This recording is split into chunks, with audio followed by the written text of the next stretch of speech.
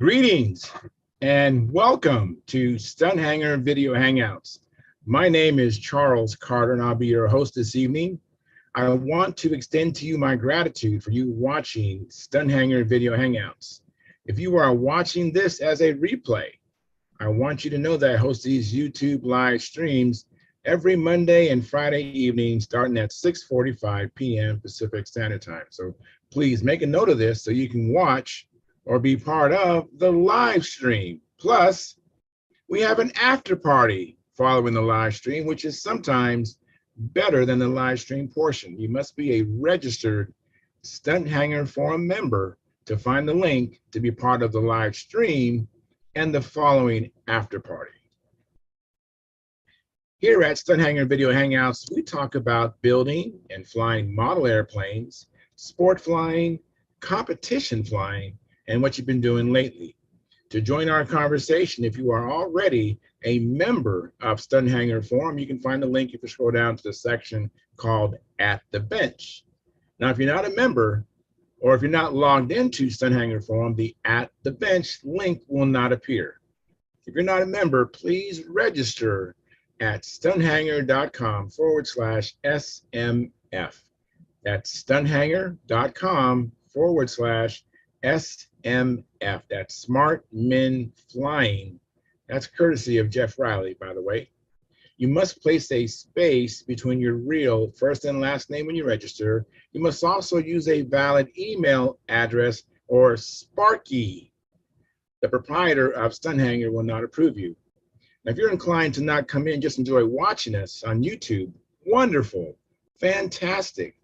Please enter your questions or comments in the chat box, and I'll do my best to make your comments part of the show, your questions too.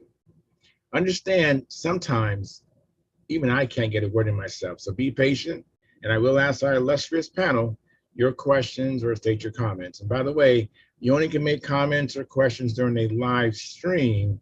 So like I said earlier, I host these YouTube live streams every Monday and Friday evening, starting at 6:45 p.m. Pacific Standard Time. If you find the Stunthangar Video Hangouts that I host, or the many building videos, Saturday at John's, the contest coverage that Sparky does on his platform, informative and enjoyable, please hit the thumbs up, thumbs up, thumbs up. Subscribe and share the videos. And when you subscribe, make sure you hit the notification bell and select all so that no matter if it's me or Sparky comes on, you'll be notified. And comments also help the Stunthangar YouTube channel grow. Please consider joining Stunthangar's YouTube channel memberships. Right below, starts at $4.99 a month, which is less than 17 cents a day. And by the way, I'm a member myself. I have the $4.99 come out of my checking account each and every month, and I don't miss it, and I suspect you won't miss it either. Plus, you'll be supporting your hobby and hopefully your sport. You also can use the super chat located over here. Down below the chat box, there's a big $sign, and you can donate that during a live stream only. And please make donations. We need it, and we appreciate it. And now your support helps offset some of the expenses of running Stunthangar. With your support, you'll get special stickers and badges that Sparky and I can see in the chat box. You also have access to member-only videos and have unlimited replay of those member-only videos. And once a month, Sparky has a question and answer show for members only. Now, this is Sparky's YouTube channel. I'm on in here twice a week, Monday and Friday evening. So if you want to get in touch with me, go to my YouTube channel, which is called Flying Control Line Stunt. That's Flying Control Line Stunt, and place a comment or question on the 2019 AMA National Championship video, which Sparky shot with his video camera. Me flying then it was orange, now it's white with orange trim, but is Junar XL. By you commenting or asking a question there, I'll be notified right away because that's my channel. If you try to get in touch with me on Sparky's channel, I'm only there Monday and Fridays. I usually don't even check the comments there. But if you do it on my channel, I'll get back to you and I'll respond to you quickly. I want to thank you for your past, present, and future support. You are making it happen. Please keep the conversations family room friendly. In other words, please don't use words or do things you wouldn't say or do around your own children and grandchildren. And without any further ado, I'm going to post a link now at Stunthangar Forum. Let me get that going. And I have a couple monitors here to keep an eye on what's going on. And the only way you really can get in here is through the Stunthangar Forum. And if you're not registered, go ahead and register. And let me see what's going on Sparky's YouTube channel. I'm going to go to what I call the control panel, and let's see what happens there. Looks like there's already a couple people here. Great. I'll just be with you guys shortly. Let me get to the control panel. I don't think my internet is working very well. I'm kind of jagged a little bit. Kind of, I might need to kick some teenagers off or have them get rid of one of their two devices they might be using simultaneously. So let's see, we have 8 concurrent viewers and 6 likes. Thank you very much. If you haven't hit the like button, please smash that like button or push it, nudge it, kick it.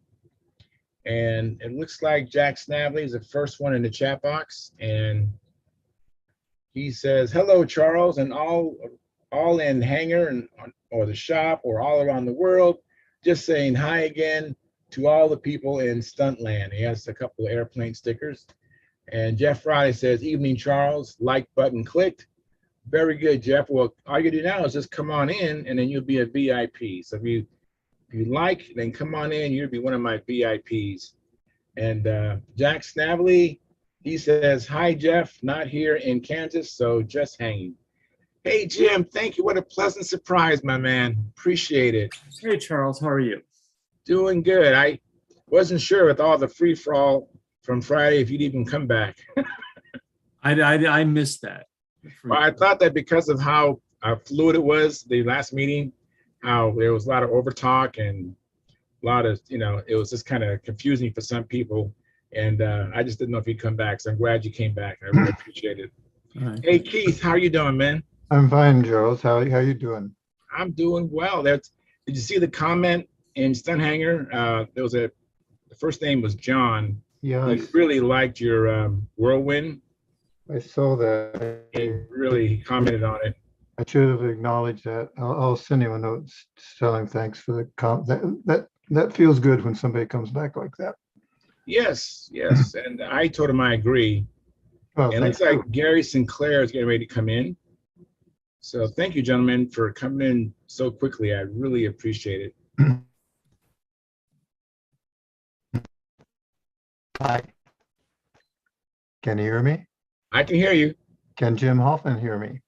I can hear you. Okay. I can hear you. We can hear you. Go ahead, Keith. Do you have something you want to share with us?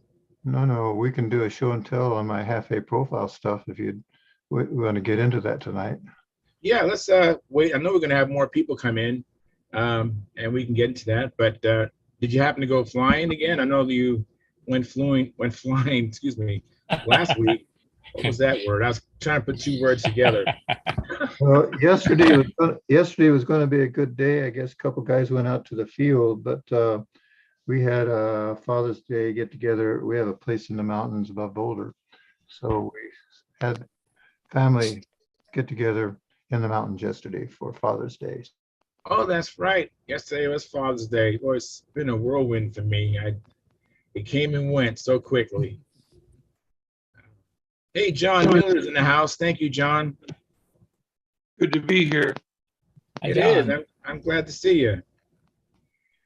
Ah, John, have you been on here the same time that Jim has been in here, Jim Hoffman? Yeah. Okay, great. Hi, Jim. Hey, John Miller, how are you? I'm fine, and you, sir? Never better. Never Well, we better. sure both got a lot more gray, didn't we? But I've got a hard stop at 7:30. No problem. That'd be 35 great. minutes. Okay. 35 minutes from now? All right. So have you made any more progress on your I-beamer, Jim? Well, I shot a gray blocking code. That went great, but I did an adhesion test. not so good. And I think I know what happened. I shot the gray. This is Phoenix. I shot it at dawn, but I put on a thin coat. I thinned it maybe 50-50, and it went on pretty dry. And that's what happened. So I'm going to wet sand it off and redo it, look for a cooler day, and then I'm going to just thin the heck out of it. And that's where we are. The good news is the plane looked good. All the horrible boogers that pop up when you shoot polar gray, there weren't many. Oh, that's great. That's fantastic. Let me say hi to Phil Bailey. Hey, Phil, how you doing? Pretty good. I'm finally home. Yes. Finally home. I've been helping my daughter move, and we are finally home. I'm tired. Yeah, Jim Hoffman, my word. Good to see you, man. Hi, Phil. How are you? Doing great. I saw you at Brodax being a judge. Oh yeah, man. I didn't recognize you. I was about half out of it, just to be truthful. I was tired, but it was a lot of fun. It was a lot of fun. Working with Sparky is interesting, man. He keeps you on your toes. That man is crazy. That bullhorn got me. You are cordially invited to the circle. Yes. Gary and I was talking about how, as soon as Sparky got back home, he started another plane. Well, he bought it at Brodax. I know, but he got home Saturday, I believe, and he started building it right then. Oh yeah, he said he's going to have it built in a week. He's going to build it in a week. Yeah. So this was. Hey, it's Sparky. Who am I to deny Sparky? So he got a Sig Magnum kit. Yep. So that's what he's building. But he's going to use some of the wood that's in the kit that's too heavy and too hard as templates, and then use not his best wood, but better wood than what's in the kit. Well, that won't be hard, as I remember. Those kids either had really good wood or really terrible wood, and there wasn't much in between. But it is a good flying airplane. The first time I ever saw Randy Smith's counter-rotating prop system, which is really a driven prop and a prop that's driven by air, the air off the front prop, it was in a Sig Magnum, and it made the most unbelievable sound I've ever heard. It was like a hum and whistle at the same time, and then when it shut off, it sounded like the longest bilabial fricative you ever heard, and the loudest. It was something. Hey, Brendan, thank you for coming in. Hey, fellas. Hi. Hey, Brendan, you made it home. Good deal. Yeah, that long trip back, 20 minutes back to the house. You live that close to Brodax? Yeah, I used to live 5 minutes down the road, and that's where we trained every week on the Brodax field. And then obviously had the hobby shop right there for free shipping by being that close. But now we've moved. Okay, no more feeling sorry for that guy. No, not even. So what do you got there on the bench there, Brendan? It's still our twister. We got sidelined from finishing it because Angstrom really wanted to get into Junkyard Wars. So we put together prototypes for Junkyard Wars. But all I got to do is put the push rod on this, finish my lead out lines, put some knots in it for my, I got some Kevlar thread for my lead outs, and then put some landing gear and we're done. So we're close. Very, very good. Good looking airplane. Yeah, you know what's funny? Put a good looking canopy on it. Yeah. What's funny is I learned from going to the Brodax event, there were several folks that came up to me. They're like, "Hey, how's that twister going? Hey, how's it going?" And so I don't know. I guess I learned that there are a lot of people watching this thing that may not necessarily come into the show. Isn't that the truth? Could immediately see me and Angstrom pick us out and ask us how our plane's doing and coming along and stuff. So it's kind of wild. Well, you kind of stand out at 6'8", right? Aren't you 6'8"? Yep, that's true. Yeah, stand out in the crowd.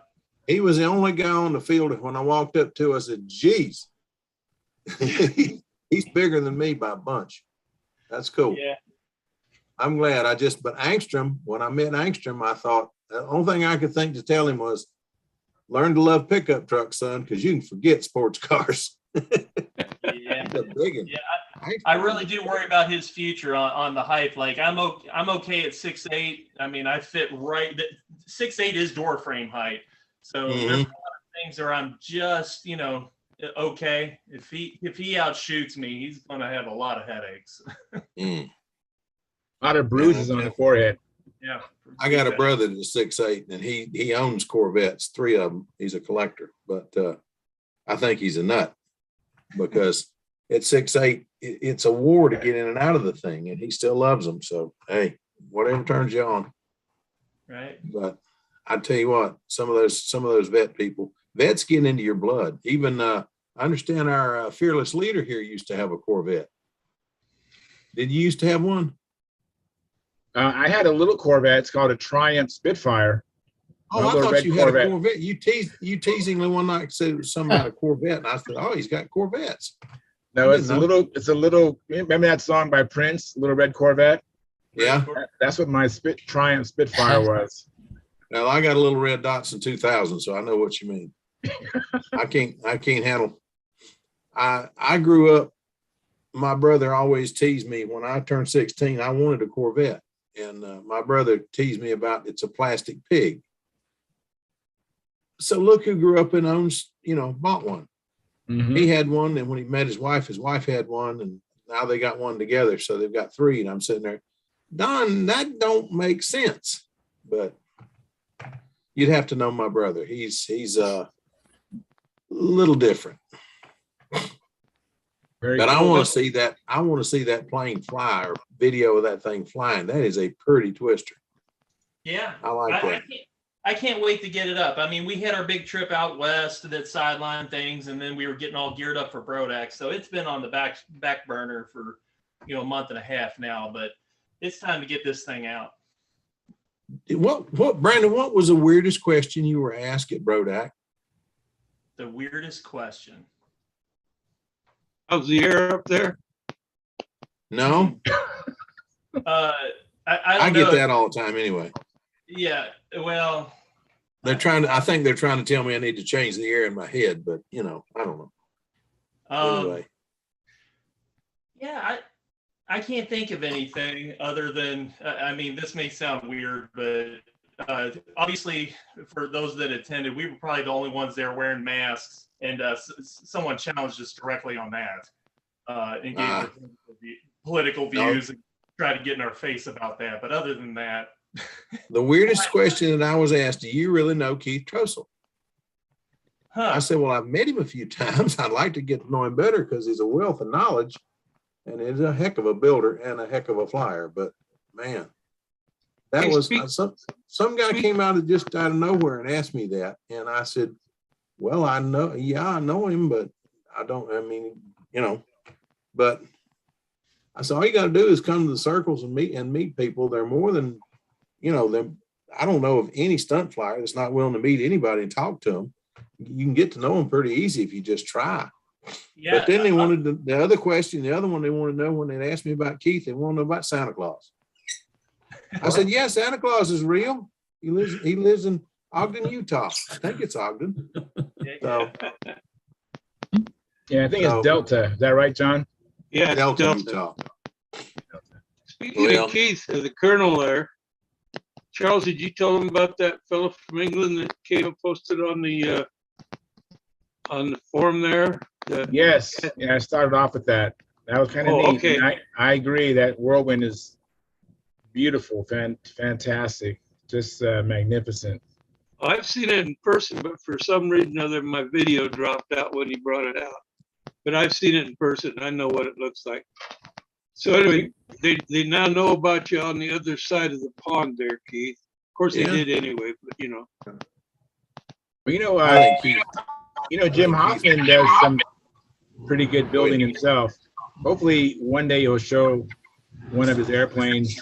It doesn't have to be tonight, but I'd love to share what I've seen. I know your Impact is old, but I've seen your Impact, and then I like the what was that plane that Paul Walker designed recently that you Predator. The Predator The looks Predator. beautiful. Yeah, I'm gonna fly that tomorrow morning, actually. Fantastic. Well, I yeah. tell you So- what, his old time stuff ain't nothing to sneeze at either. Yes, his galloping comedian, was it? Or yeah. Well, I've seen the whole shot. That not whole shot. What's the long wing one, Jim? I forgot the name of it. Oh, the Upstart. Upstart. I mean, his looks like a piece of plastic. Mine looked like an old timer, like you carved it with an axe. His looked like it was plastic. Is that the same Upstart you had 10, 15 years ago? Well, I built two of them. I had an orange one and a turquoise one, sort of. I remember the orange one. That thing was gorgeous. And also, his USA 1 is pretty also. Still has that. His USA 1 is good enough that Bill Werridge walked up to it and said, "Wow, now that's pretty high praise coming from Bill." That's an incredible airplane. I try to figure out why it is what it is, and I sometimes think it's that airfoiled tail. Really? Oh, okay. It's the friendliest airplane I've ever had. I can take that, and haven't flown it in a year, and in 5, 6, 7 flights, you can tune up pretty good with it. It's friendly. He's got a motor and a half in the front of it, but then he lives a little higher up the mountain than I do too. Tiger 60 in the front of that thing. Yeah, that's too much. I think Bob McDonald made the right choice. PA 40 What Light he is the right, better choice. What did he put in it? A 51? No, Bob McDonald put in a PA 40 Light into a USA. You got to build them light. Oh yeah.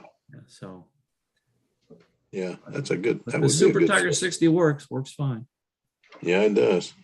I've seen it fly, and it flies well. Flies very well. He flies very well too. He's out of my league anyway. I'll get there. I'll catch you yet, Jim. I'll wait till you have to go out there on a crutch, and then or a cane, and then I'll catch you. Hopefully, I'll probably be on a cane before you are. Bill, did you? Yes, sir. Did you open that mailing tube yet? Yes, sir, I did, and that is neat. I appreciate it. I got all of it. Okay. I got to send you some money to at least cover the postage. No, don't worry about that. If you don't want any of it, just send it back. But no, I want all of it. That's great.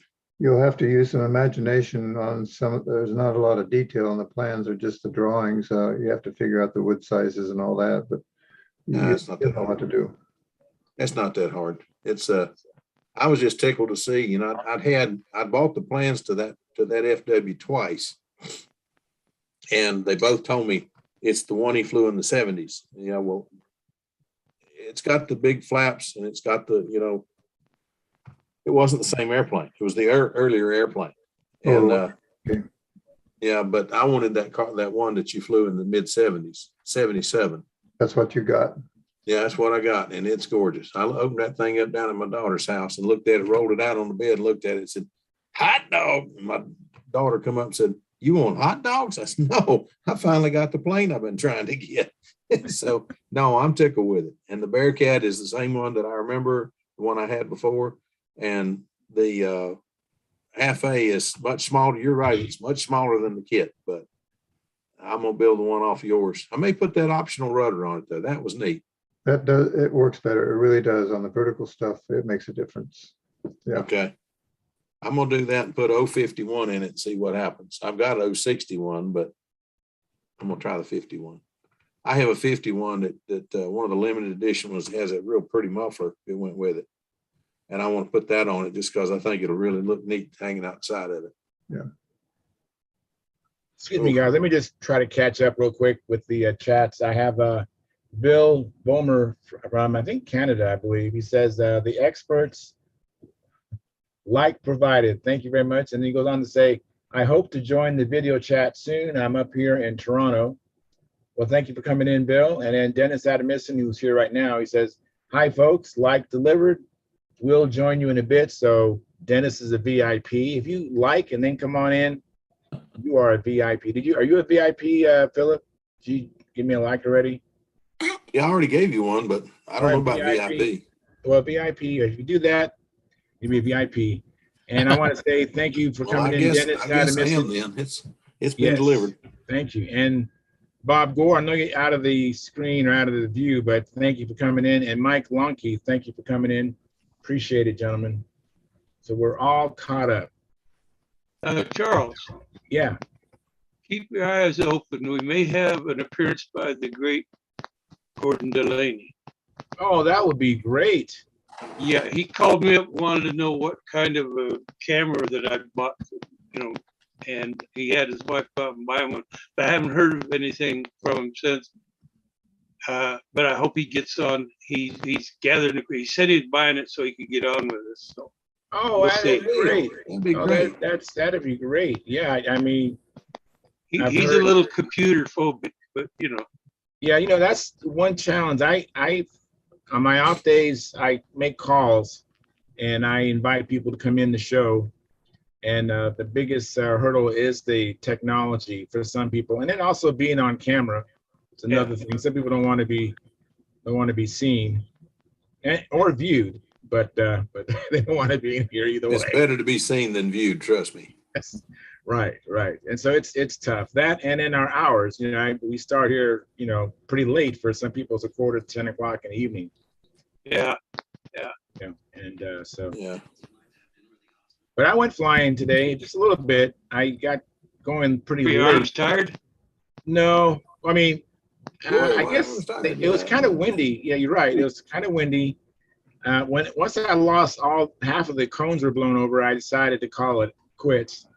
I got going late, and but I am just digging this SV11. I'm telling you. I know that I badmouthed mine earlier, but it's just plug and play. It works great every time. Same flight all the time. It's turns. It has a really nice turn. I'm just trying to get it more consistently, and that might be a topic we might want to talk about, how to get your plane to. I mean, perfectly would be 10 out of 10, but I think right now I'm getting as far as a beautiful corner, I'm getting 3 out of 7 maybe that are just absolutely beautiful. I mean, it turns sharp and it's flat, no hop. And then the other times I'm just kind of I'm hitting it too hard. I gotta be easy on it. Back in the 80s when those first came out, Charles, they were one of the hottest designs and winningest designs going at that time. I mean, people were buying them and immediately going from advanced to expert class. So it's a good design Randy came up with.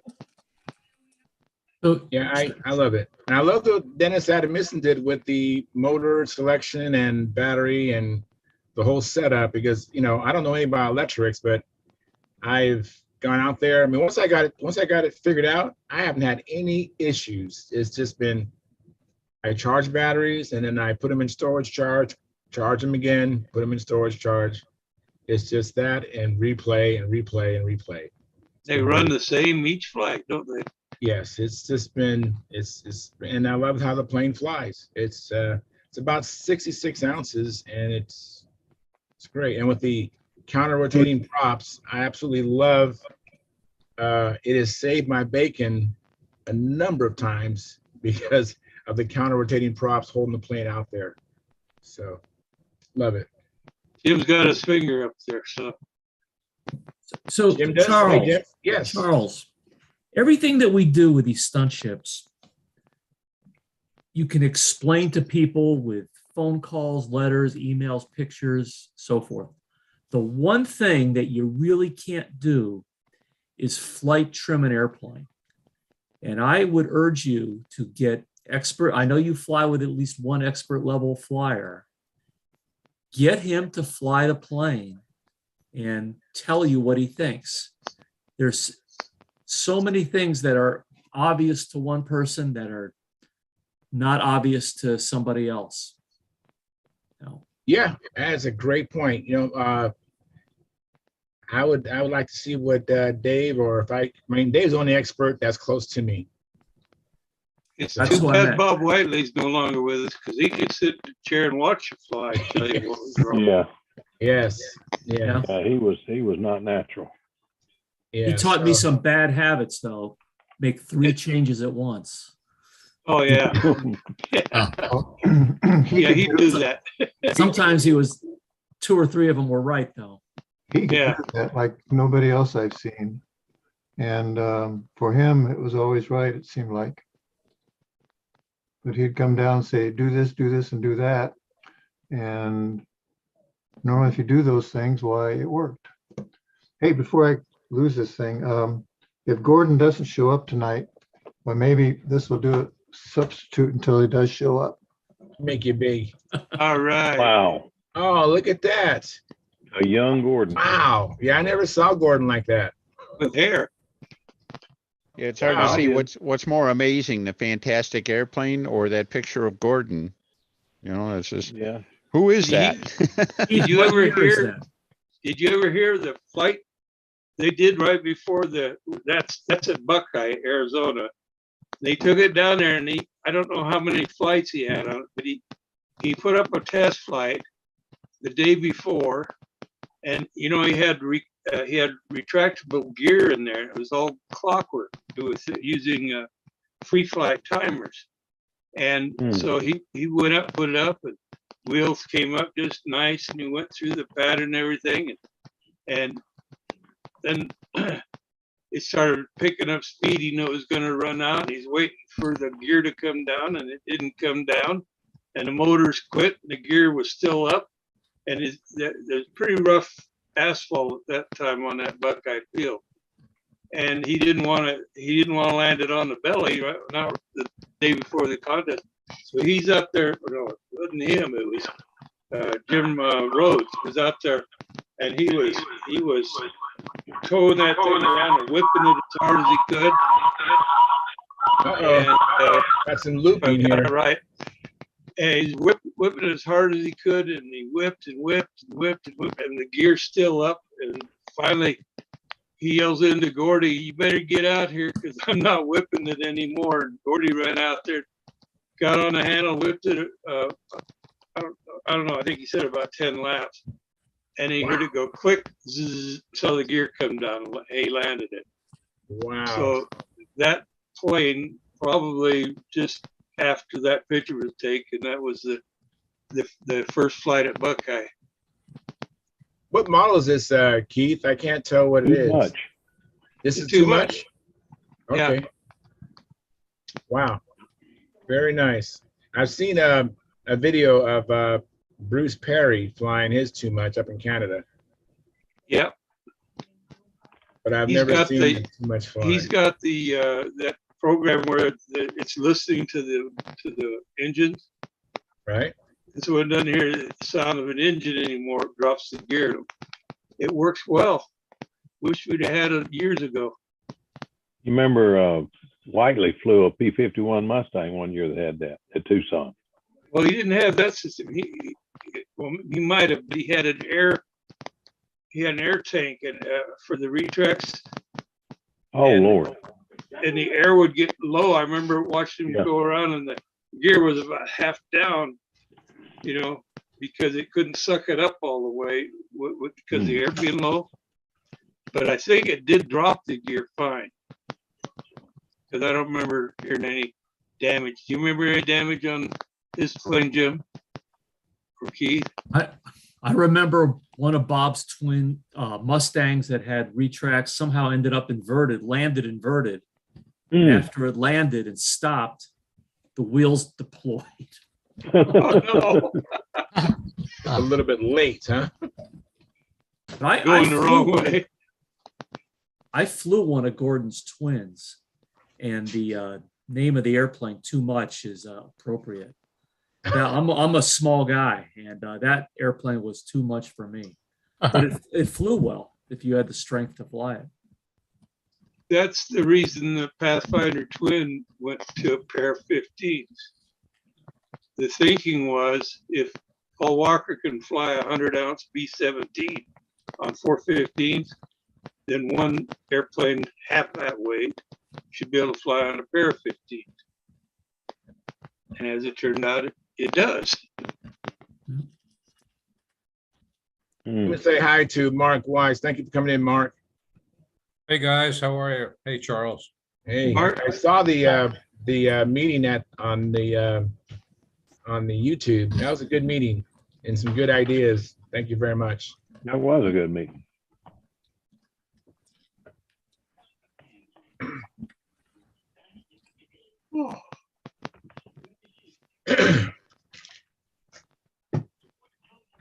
Hmm. Jim, was the one you flew all yellow or Yeah, red, white, and blue? it was all yellow, and I know eventually it was refinished. That's the Gemini. That Yeah. was his last twin. I flew That's it the in one. Whittier after a contest. That thing will pull your arm off. I agree. Yeah. That's the one that Gordon had at Tucson, and he got behind the airplane, and we wondered, where's Gordon? He disappeared. He hid behind the airplane. He had it up on its wingtip. There's a That picture, and airplane, I think it was Flying Models with him hiding behind it. that airplane is a beautiful airplane. I don't know if it was never published. It was campaign strictly. There's only been the one built, and Bruce up in Canada now has it. Gordon gave it to him. Had a pair of OS 35S's in it. And back when those were built, everybody for some reason was fixated on a 35 being the minimum size airplane for a stunner, apparently. Ted Fancher flew that airplane and would never fly it again. He said it would pull so hard, he's sure he had one arm longer than the other now. I remember hearing him talk about that. Let me say hi to Al. Al Fierro, thank you for coming in, Al. Hi, guys. Hey, Al. Hey, Al, good to see Nice Greg. you. showing it. Al, did you really have an accident with that beautiful half A you had? Yeah, you want to see it? Oh, no. I ain't got the heart to see it. Okay, okay. All righty. This thing is much prettier than it looks on TV. Trust me. This was a beautiful little airplane. Wow. Hey, Bob Gore, thank you for coming in. I appreciate it, Bob. And Mel Rogers says, hi, guys. Like, hit, and now wanting to see the half A stuff mentioned earlier. It'll be up shortly. Now that we have a crowd in here, I'll have Keith Tross will show us that. Hey, Charles, ask Al when he gets back what he won at Brodak. Okay, here he is. But I won. Yeah, what'd you win? No. Super glue. Oh, no. Yikes. Wow. Oh, Ooh, that What a hurts. shame. That hurts to see that. It'd take 2 tubes of glue. yeah. Oh, man. It's actually not that bad. You know, the tail's all still good. You know, and Yeah. What happened? it's not that bad. This wing's still on good. So the controls are still in there. What happened? Yeah, The so- wind? It'll be back together. Al, what happened? Wind? Yeah, it was windy. I don't know. The engine just didn't seem like it was running really good. I was having trouble that day with both planes, and I just went up for the wing over, and it just got up to like 45. I mean, Dennis was there. He saw it. He was judging it, and it just knifed across halfway across the center. And I was waiting for it to hit the end of the lines on the other side, but it never never got to the other side and went down, you know. Yeah. I was waiting for it to hit the lines and, give it up and pull it back, but I just couldn't save it. There's nothing I could do. Yeah, the thing, like he said, the engine was making a lot of noise, but it didn't seem to be, the prop didn't seem to be hooked up or something like that. It just didn't seem to be getting a lot of thrust. And he come over the top and he hit one of those rotators coming off the trees, I think. And he was a spectator at that point. So it was, later on, Jim Pagani had essentially the same thing happen. And so his got busted up too. So That's a shame. Well, actually, Jim's engine was stronger than mine. I was originally Yeah. I'm running a 6.3 prop, and Jim was running a 6.2 prop to get him to go about 4.5. Mhm. And so I put a 6.3 prop on Jim's to give him more speed. And I got to open my Venturi up a little bit on mine, but Jim's was perfect. The wing over, I thought, I thought he would have been a top, one of the top three. He went through the Definitely. loops, the squares. He was, the wind wasn't bothering him at all, but then his engine started to sag, when he got to the double maneuvers. And, Yeah, he got about halfway through the pattern, and I think it was overheating. It Right. would, on top of everything else, it was windy and everything like Yeah. that, but it was also the hottest day of the week. And Yeah. it was just Yeah. everything working against it. It seemed like I saw you seemed to be struggling with Jim's to get a needle setting. It's like it was Right. sitting on the head of a pin, about like that. You were having Exactly a hard right. time. And Yeah. boy, when the thing was dialed in, it was working good, but then, it stopped running. So, That thing was hard on everyone, man. Yeah. Yeah. So And I see Mike has some carnage himself. Yeah, well, I put up a flight. The first flight, I was good enough to get third with that score. And then my second flight, I was trying to really crank a really good reverse wing over, and I drove it right into the ground. So we fixed it real quick for Sam, and Sam flew it right after me, and he drove it right into the ground too. So, but I didn't have engine run problems, that's for sure. My motor was humming like a song. That Cyclone was doing its thing, but we learned a lot. You were flying barefoot. You should have been wearing your memory foam shoes. All right? Oh, he left out his overhead 8 and lost his pattern points, and he gets that. He probably would have won. I don't even know what the totals were, Mike, but yeah, if I'd have had my pattern points, I might have pulled it off. But Chris Fretz deserved to win. He had the best flight of the day, really. He was real good, and Frank Donnelly was real good too. yeah. Both of their planes flew good in the wind, and they kept them out of the dirt. So Yeah, kudos. well, Chris had 2 complete flights. He had a unique thing and kind of scared the crap out of us. He had I think he had a hard start or something like that, the one flight, and he finished his pattern at around 4 minutes, but his motor run was 7:45. Uh-oh. Yeah. And well, the frustrating thing, for everybody, I think, was the whole contest. We had exactly 1 complete pattern with everything in it. So, it's and like, See the I one don't that know. won it? We were talking later on and stuff like that. If we do that again next year, I think we're gonna change the circle. We're gonna do it the first thing in the morning, and I think we're gonna have a lot better chance of success. If we had started that at 8 a.m., I think we would have had a heck of a contest. yeah. Started around 1:30, and I think the wind was really blowing by then.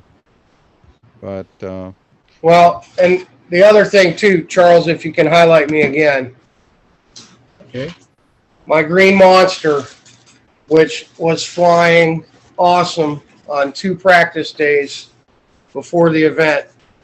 This is what I was really going to fly. And I had a bladder break during a flight, and it melted my wing because the builder and idiot designer of this didn't put a proper bladder compartment in it. So when it broke during flight, all the fuel just went right down the wing, and it completely melted the leading edge and melted everything in here. So I was not able to fly the airplane I wanted to fly, which was really doing well the 2 days I had it out before the contest. So I'll be building another one of these and putting a proper bladder tube in there, or extending the nose and putting the bladder tube on the side of the fuselage, probably. So live and learn. Yes. Yeah. On Jim's plane the night before, he flew a perfect pattern with it. He put up 2 flights, no problems with the engine run. The thing ran fantastic. Yeah, then, I was worried about Jim when I saw his practice flights. I thought he was going to take it. But when it comes to game day, everything goes When the dog wrong. goes nuts, I have to turn the mic off. Oh, yeah, I'm hoping to stop that. Hmm. And of course, it was windy as it's ever been at Brodak on half A day. Yeah, I think if we may quote our buddy Lenny, it was blowing a hoolie, huh? Yes, it was. Yes, it was. Lenny was a lot of fun. I really enjoyed Lenny. I didn't. I wish He had such a wish miserable week too. He had nothing but the only luck he had was bad. Bad. Too bad. You can't say that. They were feeling better. It could have been a lot worse. Yeah. Well, he was Well, I feeling tell you- better, but he had exactly one airplane all week that he Yeah. got his flights with. And it just, I think he had bad gas. That's the only thing that makes any sense to me. That's the only thing that makes sense to me. But I can't understand. He was telling me about the bear, and he said it kept blowing the pipe off. And I thought, what the heck can blow the pipe off? But then he said he blew the manifold plumb off the motors one time. So I don't know. I'm out. I've never had that happen. Either one. I've never blown a pipe off, let alone a manifold. But he was having terrible luck. But I'm gonna tell you, his bear, guys, his bear is really pretty. He did a beautiful job. He did a beautiful job on it. Let me say hi to Bob Gore. Thank you, Bob, for coming in. I said it hi earlier, but you was out of view. But thank you for coming in. Appreciate it. Thank you. Good to see you again, Bob. Yeah, we got to meet Gary Sinclair in person while we were there. Indeed. Me too. Yeah. Indeed, we I did. met Gary. Yeah, so I'm alive now, aren't I? Yeah. I got I a don't know. picture. You got enough pictures for next year's calendar, I'll bet. So. Oh, I bet. Oh, yeah. You took I'm a glad camera, I- Gary? Yeah. Oh, man. Fantastic. Yeah, I That's like great. Hey, meeting all Charles. you guys. That was nice. Yeah. Yes, Mark. I got on a little bit late, but I don't know if anyone said anything, but Mrs. Brodak confirmed that we're having another Brodak fly-in next year. Yes, that is Great great deal. news. That Great is deal. fantastic. Great deal. Oh, and Al, Mark asked you what you won while you were there. I think he was referring not to an award, but maybe the other thing that you won at the contest. Thank you, Mike. Oh, okay, yeah. I'll go get it. I'll be Yeah. right back. Yeah, make everybody jealous, man. Okay. I don't know what So, they did. Keith, probably after we see this, maybe you can share with us your what you wanted to share earlier. I'll go get one. We'll see what happens. Okay, thank you very much. You only gonna get one? Well, Get the little how much, robot how, again. how much time do we have? There's about 4 or 5 of them in there. Yeah, we have until we have another hour and a half.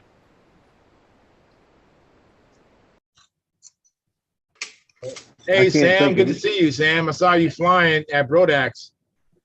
Say hello. There he is. Yeah. Say hello. He flew. Yeah, I he saw, did. I saw some, I He saw some came, good he flying. flew, he crashed, he flew some more, he crashed some more, he flew some more, he crashed some more, he raced, he did clown. I'll tell you what, clown racing was a hoot, man. That was so much fun. Sam was in 2 heats or 3 heats and made the final, so he got two the heats and I made the final. 2 heats and he made the final, and they flew for 15 minutes with the 15 clowns, and we had some good pits, we had some not so good pits, but we ended up in 2nd place in We beat Sportsman's Dave Clown. Hallis. Yeah, we beat Dave Hallis and Rick That's something you Osborne, rarely can do. who are real racers. So we felt pretty good about that, and it was just a lot of fun. And the cool thing was there was kids out there flying clown. The Alamo. Alamos were out there flying it, so They flew really there was a good. couple juniors in it, and they did really well. They actually won it, but it was fun. It was a good time. We had a great All time. right. And we- Angstrom might throw his head in with you all next year. He was kind of looking into it. We've got I think I mentioned Absolutely. we got that little speed plane. We got 2 of them. One's electrified. We're going to electrify another and get the both of us out there, just kind of practicing passes and stuff, starting that way. That'd be just great. to get a feel for it. And then we'll try to venture into the combustion side and see if we can, We'll help you out. Everybody will help you out. Al will help you out. Dave, anybody out there on the racing circle is going to help you. You got to learn how to pit. Yeah, just got to learn how to pit. You got to learn how to pit. We would not have done it had not Naomi and Len built that airplane for Sam. So we are grateful for them for making us get involved, because we really did have a good time. And then Al was generous enough to give us an airplane that belonged to a friend of his. So now we got another clown racer with the proper tank setup and all that. We were kind of ill-equipped with our tank setup for racing, but now we know what to do. So we can. And Gordon's coming in. He'll be here shortly. And by the way, let me see what you got, Al. And okay, well, make it big here. Oh, this that's is 2021 International Perky Speed Championship. Wow.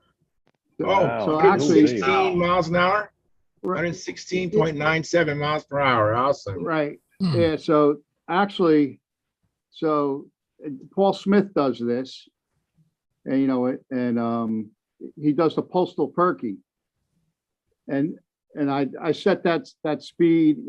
He combined 20 and 21. I actually won 19 also at 114, but he combined the 2 years, 20 and 21, and that's he does this beautiful plaque.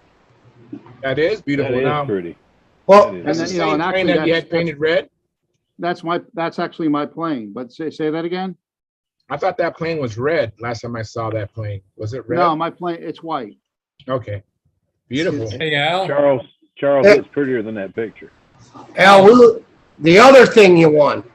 Thank you. Oh, the Brodak 40. Yeah. Okay. Well, you can just tell him. You don't have to show it. Al won the raffle for a Brodak 40, brand new motor, man. Yeah. Cool deal. Yep. Fantastic. Good for you. It was the raffle to support the tower. Very good. I purchased a couple of tickets, and they pulled the number, and nobody had it, so they went to the next higher number, and that was me. So great, fantastic. So that was great. So and I could, I got a plane for it, so that's great. I really like it. Brodak 40 is a great engine. Yeah. Let me welcome Gordon Delaney in. Welcome, Gordon. Thank you for coming in. Hey, Appreciate Gordon. it immensely. I enjoy it. Oh, that's great. That's great. And how Hey, you doing? Oh, I didn't quite hear that. Get a little closer to your mic, Cordy. Finally got a camera so I could talk to you guys. That's Glad great. you did. Yeah. Glad you did. Can you hear me okay? Yeah, I can hear you now that you're leaning forward. Yes. Oh, okay. Good to see all my old friends up there. Yes, and I'm sure that we're all happy to see you too. Guarantee it. I was telling a bunch of lies about you here a little while ago. You missed it, Cordy. Missed what? The lies I was telling about you when the first time you took the too much to Buckeye and how the gear wouldn't come down. Oh, yeah. Here's a picture that Keith Trossel has of your too much, Gordon. Oh, yep. That's the first one. That didn't have retracts. The first one had retract, or the second one. Okay. The second was pretty much a different airplane. Very good. You that was flying it and the gear wouldn't come down, and I know Jim Rhodes told you better get out there. Yep. That was it, huh? Well, if you don't want to land on this pavement, you better get your butt out there. So I ran back out and took the handle, and I whipped again for another couple of minutes. And finally, I decided I was going to land it. And when I set for the approach, the gear came down. Back then, the Brady panel was all homemade points and pre-flight timer attached to a little plate. I still have that stuff, but I finally took the gear out and put the conventional gear back in it. So So did you have a visit by Bart Koplinski, or that's upcoming event? Did what? Did Bart Koplinski come by there already, or is he on his way there in the near future? Oh, he'll be here on the 23rd. Okay. Hopefully you'll be on and you both can come in. That'd be great if you could do that. Yeah, it took me a while to figure out how to get it to come up. You know, not too computer savvy. Got a good picture there, Gordy. Looks good. The audio's a little light. I don't know exactly how you turn it back up, turn it up some, but all in all, it don't look bad at all. I got a lamp over my head here that's sitting on the computer. Looks good. Hey, gentlemen, I told Keith if we wanted to do a show and tell, we was ready for him. Are you ready, Keith? I lost Keith's picture. He was in there a minute ago. He'll be back. I come home from Brodak and started looking into printers, 3D printers. Man, it's going to take me a month of studying just to figure out which one to look at. Well, that's the truth.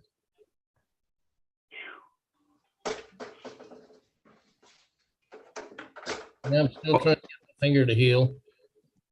Yeah. Oh, yeah. Yeah. It still looks ugly, but it seems to be closing in. Good.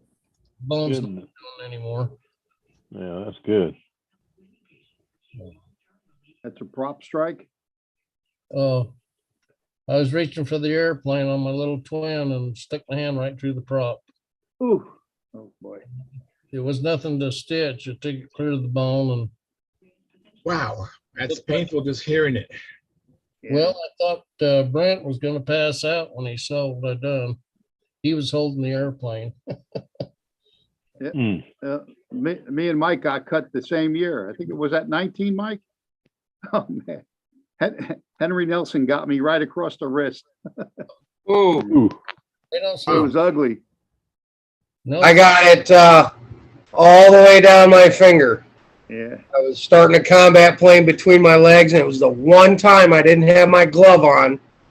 I had the airplane too close, and I reached down to take the plug off, and I put my, like if this was the prop, I put my finger right here and went zoom, all the way from the tip of my finger to my knuckle. And I had 14 lacerations across the top of my index finger. Went to the clinic, and I got like 18 stitches at Brodak's. Got to go to Brodak's on Wednesday and get 18 stitches. And then Al did it about an hour after I did. I came back, and Al was gone. And he was like, he got cut on his wrist, I think, pretty bad. Yeah. I couldn't fly it was in combat. And it was going into the fourth round. And Henry was having trouble getting his engine started. So I swapped spots and I started the engine. And then he had to hand me the plane because he had to fly. So when he pushed the plane to me, it came to me at like a 45-degree angle. I stuck my hand out to grab the wing, and he pushed the plane to me, and it came, and the prop cut me right across my wrist. Oh, damn. Right across the ear. Healed up nice, but my thumb was numb for about almost a year and a half. Wow. I was lucky because I just grazed the tip of the propeller with my index finger. But if I had reached in another inch, it would have taken my finger off. He just missed that big fat vein there. Yeah. It probably looked like this. Yeah, let me see make you big here, Gordon. Little fingers missing the end. Oh, yeah. Goodness. Yeah, that was a Super Tiger 51 on a carbon fiber prop. Oh, Wow. Yeah. That's- I've been fortunate. see, I have not. the more had an y'all talk accident. about these, the more I like electric. You push a button and get your hand back. Oh, Yeah. you don't want to talk about people getting cut with electrics. No. You don't want to bring that here because I saw some gory stuff. Yeah. A guy like almost a 2-foot gash up his leg from the electric started up. There's a lot of RC guys that have gotten messed up with electrics, man. Yeah. Absolutely. Wow. Absolutely. They don't want to stop. Mike, what is that you're working on? Oh, I'm picking the dirt out of a Cyclone before I take it apart and flush it. So that's what a cyclone looks like. Okay. Yeah, the Venturi's packed, so Oh my goodness. getting all the dirt, I'll run a bladder through the needle to blow it out, and then I'll take the back plate and the head off, disassemble it all the way, but just trying to get most of it. And then the others I was doing was all our 25s that ended up in the dirt in combat. So What size is that? that's an 049. It's a Cyclone 049. Oh, cute little motors. Yeah, I tell you, we did not have engine run issues in half A stunt because, we're running these on a bladder. So Where the hell do you get those though? Well, they're unobtainium. You gotta, these were Marshalls. I got 2 from Marshall Busby's estate. So, not to be morbid or anything, but you get them from modelers who've passed on. You get them from their estates. Yeah. Or you buy them on eBay, man, You could still pick up the 4s. Oh, yeah, you can get the 4 and the Profi, no problem. But, Yeah. the Cyclone is, The 4 is a copy. yeah, pretty close. Yeah. Pretty close. Listen, if you guys really want to do something dangerous, just CD a big contest. Nah. Right. Yes. Good, Yeah, Mark. you Good got one. And that lose your down life. pat. You got that down pat now, Mark. Let me say hi to Lynn Burrell. Thank you, Lynn. Thank you for Hi, coming guys. back. Hey, Lynn. Yeah, Hi, yeah, Lynn. we're here. How's everybody doing? Doing well. There he is. Good show. Lynn, I Thank don't you. have it upstairs. I don't have it upstairs, and I'm too tired to go downstairs and get it. But I got something to show you. But you need to PM me your name, address, and I will do that tomorrow for sure. No problem, Okay, Phil. put it on Stunthangar, and I'll Will do. I'll try to Okay. Yeah. Okay. Okay. I Hey, will do that. Charles, I think Keith is back. Hey, Keith, did you want to share with us now? I'll make you big. Actually, I don't have to make you big if you share. You'll Oh, automatically make you big. can you hear me? Yeah. Yeah, I hear you. I hear you fine. You're Yeah, full screen. I mentioned the Republic XF-12 the other night, and this is the world's fastest 4-engine piston-powered airplane. Yes. Wow. Wow, look at that one. Holy cow. Wow. That looks beautiful. You This- run It that pro? really is beautiful. This has 4 Cox O10s on it, Wow. Oh, Oh, 10? Wow. and it's flown maybe 3 or 4 times. Wow. Wow, that is Awesome. beautiful. That is That really must look beautiful, beautiful at Keith. night when it flies. That must look magnificent What? in the air. What's the tank setup, Keith? Are they all backplate tanks, or did you run a central tank, or?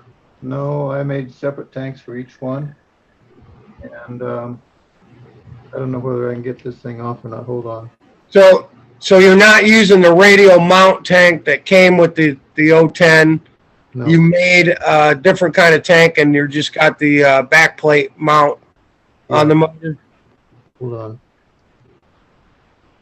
I have a half a dozen of those in the jewel case still that my dad purchased, 010s, and he was going to do a B20, or I'm sorry, a B17 RC model with them. Wow, look at that. I don't know if you Oh, guys, that's cute. there's a tank sitting in there. There's a tank back there. Yeah. So you took the plastic tank that comes on the engine, and then they come with a backplate mount that fits in the back of the motor, Right. and you just screw the backplate mount to your firewall. Yeah. And it's And set run up, it. it's set up as it's a square tank set up as Uniflow, and for scale, it's not a wedge tank. Pickup is on the bottom of that flat tank on the outside corner, and Uniflow is right in front of it. And then this is set up so that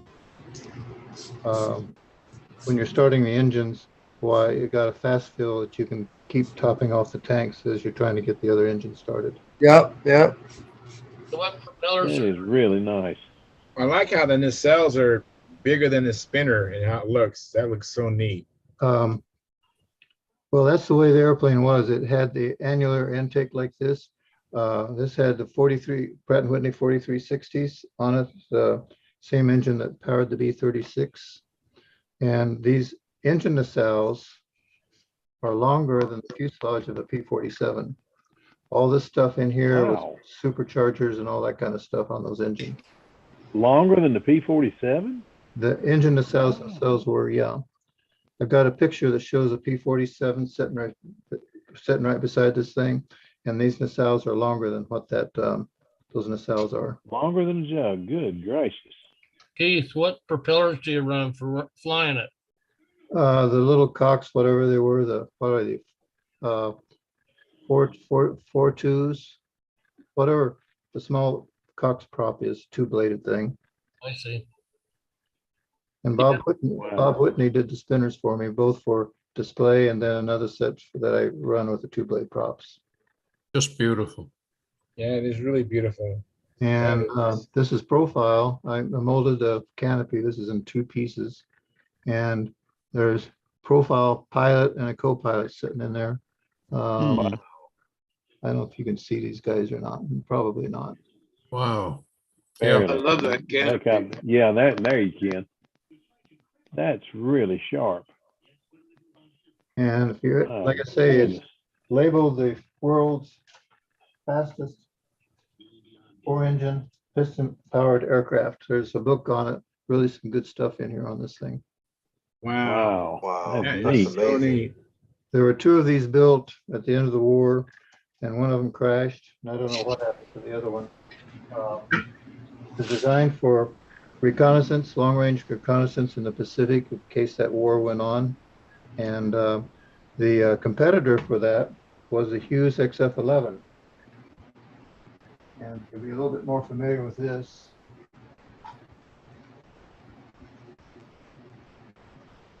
Wow. again, this Is is that the one that he crashed? well, Yes. there were two of them, and he crashed one. Yes. Yeah. And it's an interesting, the half-A profile scale rules in the Tucson contest, engine nacelles could be 1.5 inches wide. And then typically you'd have the profile side-mounted engine beside that. But in this scale, why these nacelles are 1.5 inches wide, so they're scale. Don't have to worry about that. And then the fuselage, this is 1 inch thick and almost scale width, but it gives the pretty much an impression. Everything else is pretty much scale except for the width of the fuselage. And it still complies with profile scale rules. Wow. This is Cox 020s. Wow, I like the hat. That is so neat. It's really pretty. Fantastic. And the fuselage or the canopy on this thing, another one I molded from the shrinking the plastic bottle over a form. But there's a profile Howard Hughes sitting in there. How about that? You see him? How about that? That is cool. Very nice. But the picture was black and white, so there's a black and white profile Howard Hughes sitting in there. Wow. Really neat. Really neat. That is a gorgeous airplane. That is. And fantastic. one of the neat things about the real airplane was that all the metal seams were filled in before it was painted. So it doesn't show any of the panel lines on the real airplane. Wow.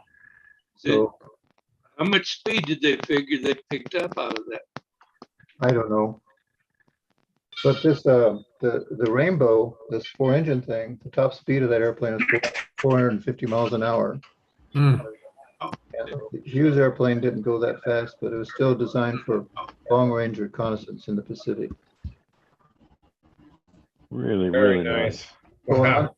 On the Rainbow thing, the deal with this was that it carried all the cameras, and then it had a whole crew in the fuselage that would process the film on the way back from reconnaissance over the Japan. And so by the time this thing landed, they'd have the film already processed for their looking at the photographs. Wow. Hey, Keith, I have a question, Keith, about the nose gear. Did you make all the, I'm not sure what to call it, but the stuff on the nose gear, all that All the stuff? stuff, yeah. Yeah. They're just little pieces of plastic and tube and stuff that's just kind of glued on. It's just basically a wire with all this other stuff added to it. That looks great. It really does. That is really sharp. The little scissors thing, that's just plastic. And little tube and a little block. It's all plastic and some flattened aluminum tube for this thing in here. Really? Keith, do you happen to know where the cameras were actually mounted on that thing? Good question.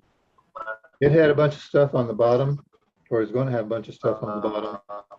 And that's all I know. I'll tell you what, it's a sharp airplane. That's the only model I've ever seen of it, and really a nice one. Mm-hmm. Really, really nice one. Well, I didn't take the time to put on the panel lines. That would have made this thing look a lot better.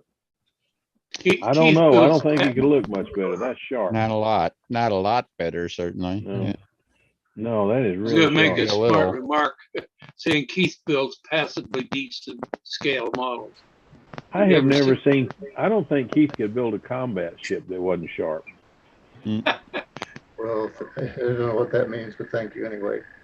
That means you're a meticulous modeler and a heck of a builder. I've got a 3-engine one profile. You want to see that? Yeah, let me see that.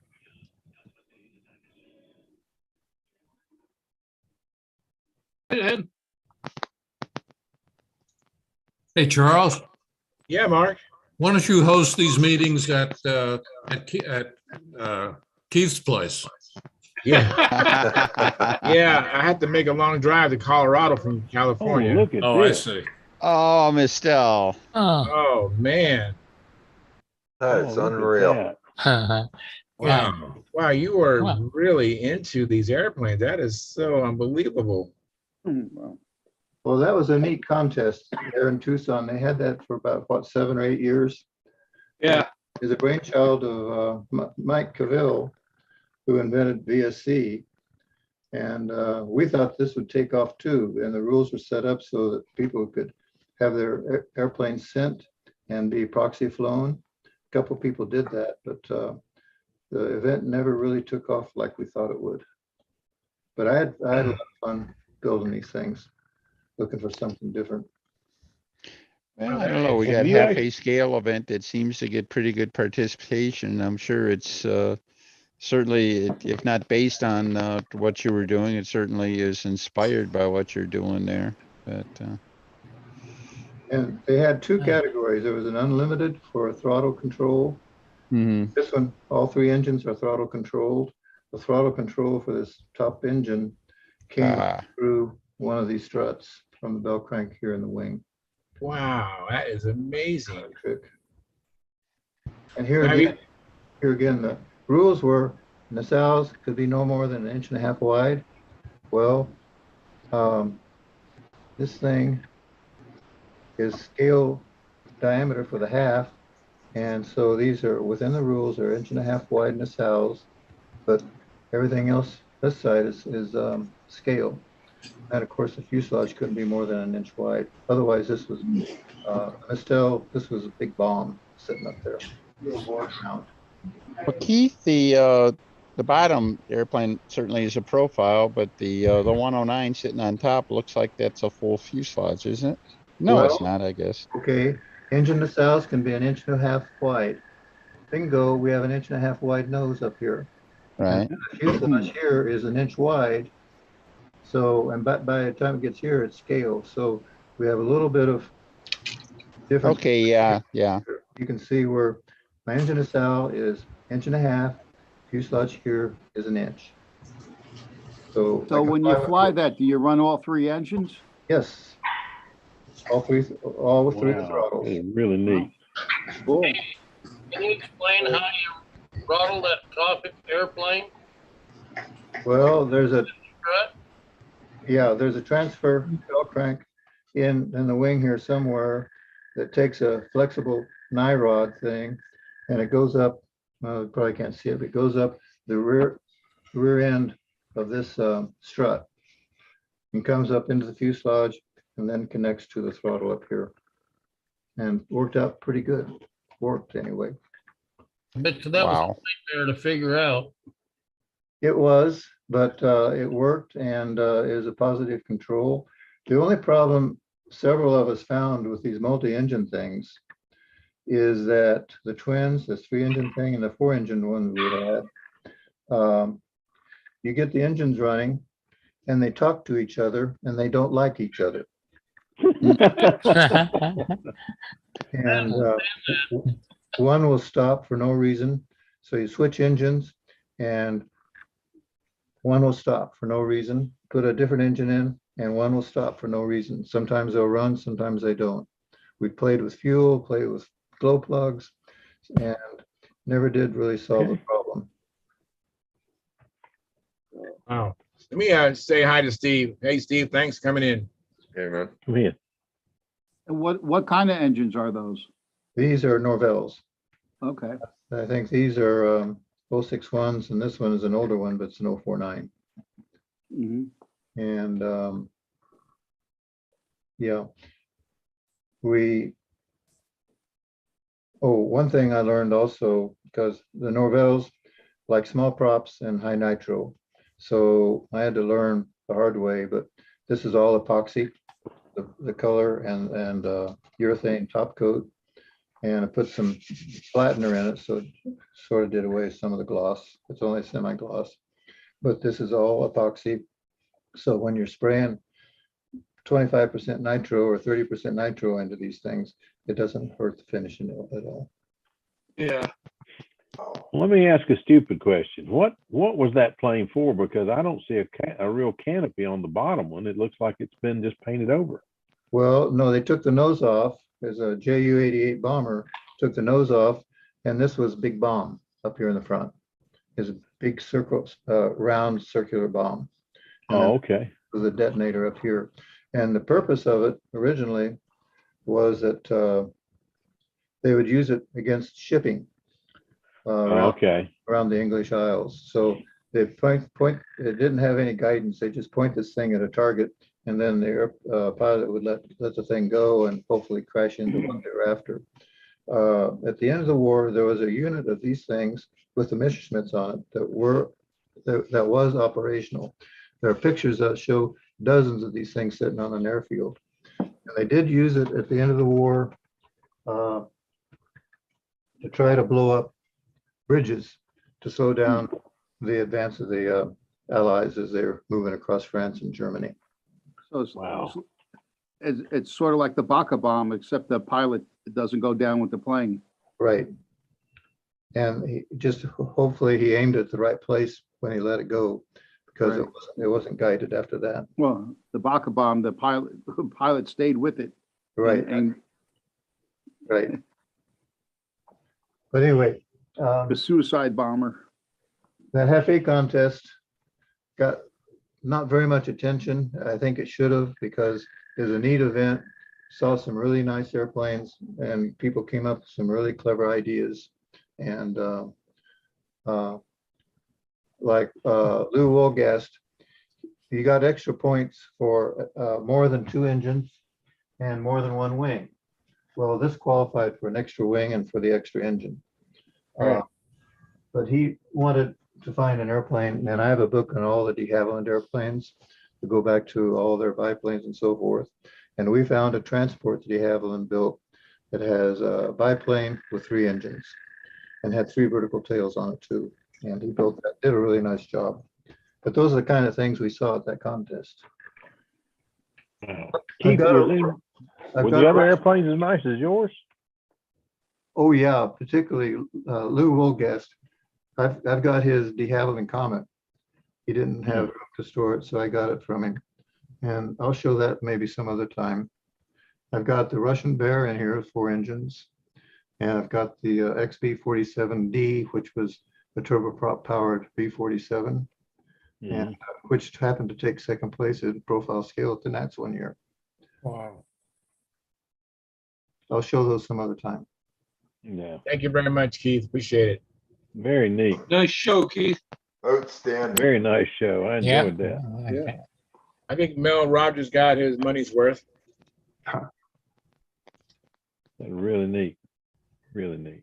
Well, one thing about these small airplanes, they go together quickly because it's all right there in front of you, not having to whip around a big wing and big tail and all that. Except that Russian Bear, that was a problem because 60-inch wingspan and 60 inches long, and that got to be a handful to work on and to transfer. It's harder to move and put in a car than a stunt ship. Yeah. So Did you say that you donated a bunch of books? Was that to AMA or was that to the Brodak Museum? I can't remember. The one time I came back to Brodak, I had some extra copies of the Aero Modeler Annual, and I gave those to John. I don't think it made much of an impression on him, but those are back there somewhere. About, I don't know, maybe 7 copies of it. Because the library and the resource center at the museum is pretty incredible. There's, I did a video tour of the museum. I Facebook Lived it, and of course all the kits, all the airplanes, and the library itself was the library was very impressive. You're talking about Brodak. Yeah, Brodak. Yeah, it's its own separate room. You can go in there and close the door, and I don't know. There's probably 1,000 books in there, Mark. Maybe easily, and they're all cataloged and organized, and very, very cool to see that. Did anybody else notice the little area over to the side with the kits that says "to be released"? No, I don't remember that. There's some nice airplanes to be released. Yeah. Oh, okay. Gary, did you get to see the museum while you were there? Yes. You did? Okay, so you took a walk through. I think we all did. Everyone who was there went to the museum. It was very impressive. Yes, it was. John will be proud of that. Yeah. He's the guy to give it to us. Oh, speaking of John, I wanna show one of the plaques. Every plaque that they gave away. I don't know if anybody has seen these, but just for our viewers too. So Charles, if you want to highlight me there, buddy. Where'd you go? Big. You're big. I'm big. Yeah. These are the award plaques that they gave away, and they'll have a picture of John on them. So John Brodak Memorial Fly-In 2022. Neat. And they're just, different sizes, first, second, third, but they all have an etched photograph of John on them. So, and then nice. At the bottom, flying the way it was meant to be, Brodak. So that bottom there, that's like right off the box logo and everything like that. So yeah, that's fabulous too. Very nice plaques. Very nice. That plaque was for what event, Mike? This was my plaque for Nostalgia 30 Advanced, first place. Very good. Congratulations, man. Yeah, thanks. Sam took third in Nostalgia 30 Advanced, and not just as a junior, just straight up as a competitor. N30 third place for him. Very good. Very good, Sam. Is he still there? Is Sam behind you? Yeah, he's bopping around. He's in and out. And I just want to say this. Joe Gilbert won every event that he entered. He took first place in every event that Joe entered. Did you watch Joe fly? Hats off to Joe, man. He swept every event he flew in. That man is amazing. I'm not kidding. I tell you something. As many years and as many times as I have judged, I had never given a 40 to anyone. 39s, I've given out 3 or 4 39s. I'm thinking it's 4, but I have noted 3 in my book. Joe Gilbert got a 40. I've never done that before. He got a 40 off of me. So what maneuver was that? I don't remember. And that's what's making me sick, because the only 40 you ever give out, you should remember the maneuver. But I'm thinking it was an hourglass. but it was just dead perfect. I mean, I had just looked at the book and looked at everything, and I'd seen, I don't know where he went, but I'd seen Mr. Adam Missing fly, and he was amazing. But then Joe came up and flew, and I mean, it just don't get any better than that. The man was really, I think Joe's been burning a few gallons of fuel, because he was really polished. I mean, really polished. So, and there was a lot of crashes this week. The wind was bad. There was a lot of airplanes that didn't make it home. But the save of the week goes to Joe Daly, and I don't know who saw it besides me. I saw I don't know who else was there. Oh, yeah. Oh, yeah, I saw it too. I forget which maneuver. It was one of the overhead maneuvers. He got blown out of it. It was the hourglass. And he got blown out, and the airplane went free flight on him, literally free flight, no line tension, lines were slack. As he was running to try to get tension, he fell on his back. He's laying on his back, and the airplane was still free flighting, and it got line tension again, and he saved the airplane while he was laying on his back in the middle of the circle, pulled it out, and then stood up and finished the rest of the pattern. That was the most impressive save I have ever seen in my life, hands down, because usually when they free flight and they get line tension again, they jerk so bad that they go free flight again or something breaks and they crash. But it came out enough with, a soft return to line tension that he was able to fly the air. That was most impressive flying I've ever seen in my life, man. Well, he actually completed the maneuver, albeit not very pretty, but he completed the maneuver sitting on his butt and scrambled to his feet and everything like that. And like you say, finished the pattern. But hats off to Joe, man. That was the most impressive thing I have ever seen in control line flying, ever. Mm-hmm. And that was Joe Daly, you said? Yes. Yeah, Joe Daly. Wow, okay.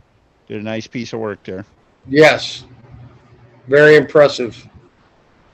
But that's kind of describes, experts done on the last day. It was like a survival contest, and it really wasn't much. Yeah. It was. Even Sam Gary was fighting to save his flight. How did you two end up, Mike and Dennis? How'd y'all end up? I ended up the last day. The last event, I got nothing. I was in the middle of the pack someplace. Yeah, I was fourth. I think I was fourth. Yeah. But again, appearance points killed me. I was flying the SV11, in ARF, no appearance points. So if I had had appearance points, I would have had a better showing. I would have placed had I had 14 or 15 points. So I'm shooting myself in the foot by not having a BOM model. Sam did not fly PA on Friday because it was so windy. He passed on Friday, but I told him, I said, whatever happens tomorrow, you're going to fly. You'll get your flight tomorrow. And he lost it in the last corner of the triangle, or last turn of the triangle. He had a wicked downdraft, and it just pancaked him into the ground. And Pagani did the same thing. 2 flights later, Jim Pagani lost his beautiful stalker on the exact same maneuver, on the exact same turn, and crashed his plane in the exact same place where Samuel did. I mean, the craters. Sam flying? The SV11 ARF with the PA-65. Yeah. Ooh, how bad to tear it up? Hey, Dennis. It's gone. Yeah, it's torn up. That's a shame. Did you pick up another one before we left? Yeah. I did. Even though I got 2 more on the shelf here, I bought 1 more before we left the hobby shop. Yeah. Let me just brag a little bit about one of you, and that is there's a tradition at Brodak and for the contest directors to sit down and kind of decide, in our opinion, who gets the 3 top awards, which not necessarily flying awards. And the top award this year for the spirit of the event went to Dennis. Yeah. Very deserving. Well deserved. Yeah. Well. Yep. And he Yeah, was that's what I kind, brought for my show and tell. yeah, he was kind enough to stoop down for the picture with me. So, Okay. yeah. So Dennis, congratulations. Let me Congratulations. make Yeah, you thank big, you, Mark. Dennis. 1 second, so we all Good can see deal. the award. All Wow. right. Wow. That's a Very cup. nice. That's Yeah. an award. Have you Full filled it beer- with the full beer yet, beer Dennis? con that was in there. It's going to take a 12-pack, I think, to fill it. So, All right. or like Now they wait. used to say on TV, it's time to raise Lord Stanley's cup, right? Yep. Yes. It's like the Stanley Cup of Congratulations. modeling, I think. Yeah. I was just Very absolutely neat. blown away. You read some of the names on here there, and then you get really humble. You know, you got let's see, Tom Morris, Phil Cartier, Gil Reedy, Bernie Szymanski, Buzz, of course, is on there. I mean, Neil Beekman, Reuben McBride. Bad Steve's not here yet. Watt Moore, right? Lou Woolard. I mean, it just everybody is on this thing, and it's just, you know, very, very humbling. It's it's good to give back a little bit, and I've been able to do some judging and stuff like that. And I think I try to help out where I can and stuff. But you know, this is really something. So. Oh, that's That's nice. really neat. Awesome. Very deserving, Dennis. You did Yeah. good. Hey, Charles, I want to give a shout out to Nikki too from the hobby shop. Yes. In profile on Monday, Sam was flying this old beat up Cardinal, the one he's been flying for a couple years. And through his flight, the covering on the outboard wing on the bottom started shedding. And by the time he got to the vertical eights, he had no lift on the outboard. And he pancaked it on the second vertical eight. And Nikki was running the hot dog stand. And she came over to Sam and said, "Man, I'm so sorry you wrecked your Cardinal. I want to give you 30% off a kit before you leave this week." So we went to the hobby shop on the last day, and Sam got a replacement Cardinal. Nikki was nice enough to give him 30% off. So Very That's nice. awesome. we'll be building that one as a replacement for Sam. That's That's great. awesome. Oh, that is Good. awesome. That's a really Sure, good. narrow the flaps. Yeah, narrow up the flaps a half an inch. Okay. All right. Well, guys, I got to go walk the terrace, so I will see Alrighty. everybody Monday night, I hope. All I righty. mean, Friday night. Y'all See ya, be Phil. careful. Have a great week, Okay. and fly some. Somebody go flying some. Yeah, Oh, I'll yeah. do some more flying, I promise. Mark, I got to get my entry in. My subscription is running out, so I got to get a new one in. But I'm tired we'll of catch flying. you later. Y'all have a great one. Thank you, Phil, care, for Phil. coming in. I don't know. And Carl Reed, thank you for coming in, Carl. I appreciate it. Appreciate you, buddy. Thank you. And Bob, you gonna take off? Bob Gore? I can't. I was just waving goodbye. All right. Hey, thanks for All right, coming in, Bob. Bob. Appreciate it. Well, we're not touching a stunt plane for at least a month. We're gearing up for the Nats, so it's all combat all week, other than Sam will fly junior, senior on Saturday, and we have an airplane. He's already got a vector profile that he built last year for that, so we're good there. But we're just we got 4 days of combat to do, so no stunt for us. We don't even want to look at a stunt plane right now. Just combat, combat, combat. Hey, let me say this about stunt combat from Brodax. We were there on the Thursday, and looking at combat, and the guys came up to us and asked Angstrom and I to do some judging of the cutting and the timing. So it was really nice that we got kind of a more intimate approach to it and kind of see what was going on with that. And then the next day, I don't remember their last name, but Roy and Lewis. Roy Glenn and Luis Lopez. Yeah, they just kind of knew that Angstrom was itching to get out there and do some combat. And even though it was getting up to 95 out there or so, those guys put Angstrom on the handle, trained him up, and Angstrom got a couple of cuts by the end of the day chasing after him. So just a shout out to those guys for making his dreams come true that day.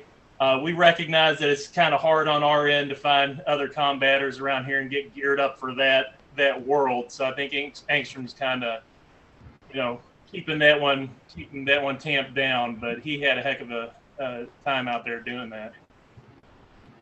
Now, is combat exclusively glow, or is there electric entries allowed? There is an event in Texas. They fly something called air-to-air electric combat, but it's really just a local thing. It's Lester Horry and the Mears brothers and a few other guys. They build warbirds. It's a warbird event called air-to-air combat. So they're foamy profile warbirds with electric motors, and it is a 75-mile event. And but it's not nationwide, and it's Bob Mears told me that he flew in speed limit. He flew an electric airplane. I mean, met all the criteria and everything like that. And as a speed limit event, of course, it was pretty easy for him to consistently hit his target speed and all that. But he said that, I believe he said he won the event. I think it was out in Arizona or something like that. But he's done that. So okay. Again, my only concern with electric combat is I'm not sure they bounce very good. But well, the batteries take out everything when they crash. Yeah, you gotta really restrain the battery so it doesn't go. Well, and I want to give a shout out to Al and Tom Luciano and Schaefer for flying all their vintage stuff at Brodax. They put on quite a show with their vintage combat planes on the front circle there. Between Junkyard Wars and Winter. Yeah, they flew a whole bunch of vintage stuff that was pretty insane and flew pretty good. Nice to see some of the older designs. Al flew his Slasher, Tommy flew his Super Satan. I forget what Schaefer was flying. Up and Atom. Up and Atom, yeah. They were all really cool, old school, silk and dope, period motors. And running to beat the band for sure. They had Foxes on them, except for one. Except for one, yeah. One Nelson and two Foxes. Yep. I said that for you, Den. Hey, Mike. Yeah, I credit Samuel with the best line I heard all week. We had a couple of 95-degree days, and the next morning, when the front came through, it was 58, 59 degrees, and I see Sam running by, and he says to me, I'm from Russia. I shouldn't be this cold. Yeah. I thought that's that was true. Great line. He was born in St. Petersburg, where they got some pretty brutally cold winters. But, yeah, it was crazy, man. We were sweating like crazy one day, and then we were looking for flannels to put on the next morning. Yep. Yeah. It was weird. You all did a great job flying in those conditions. It was hard. It's hard flying at Brodak when the weather doesn't cooperate, and the weather didn't cooperate because you're basically flying in a box with wind flying over the tops of trees on four sides. It's hard. I was next up after Sam. Oh no, wait. No, after Sam was Dave Hallis, and then I was up after Dave. Yep. Yeah, it was blowing. Yeah, that was so not fair, man, because well, I'm saying that, but that's just the way it goes.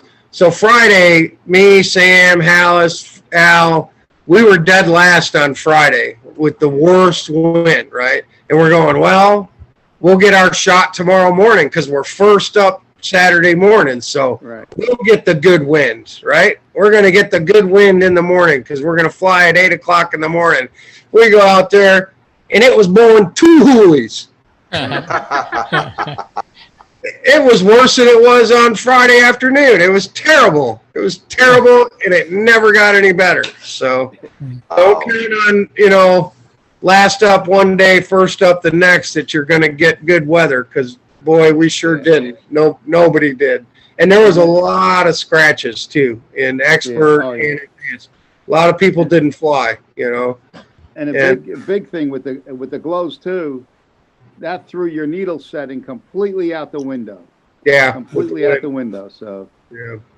I ran my figured- engine in the parking lot before I put it on the, in the pits, just to get something close. Mhm. So when I go out there, just hit it, start it up, just a minor adjustment. Yeah, I know, man. They were winding up in the loops, man. Just Oh yeah. we turned our needle in. We wanted more power, so we turned them in. I did the, Little fuel I did the out. same thing. I did the same thing a little too much, and paid the price in the squares and the loops. Yes. Yeah, You know. but it was still fun.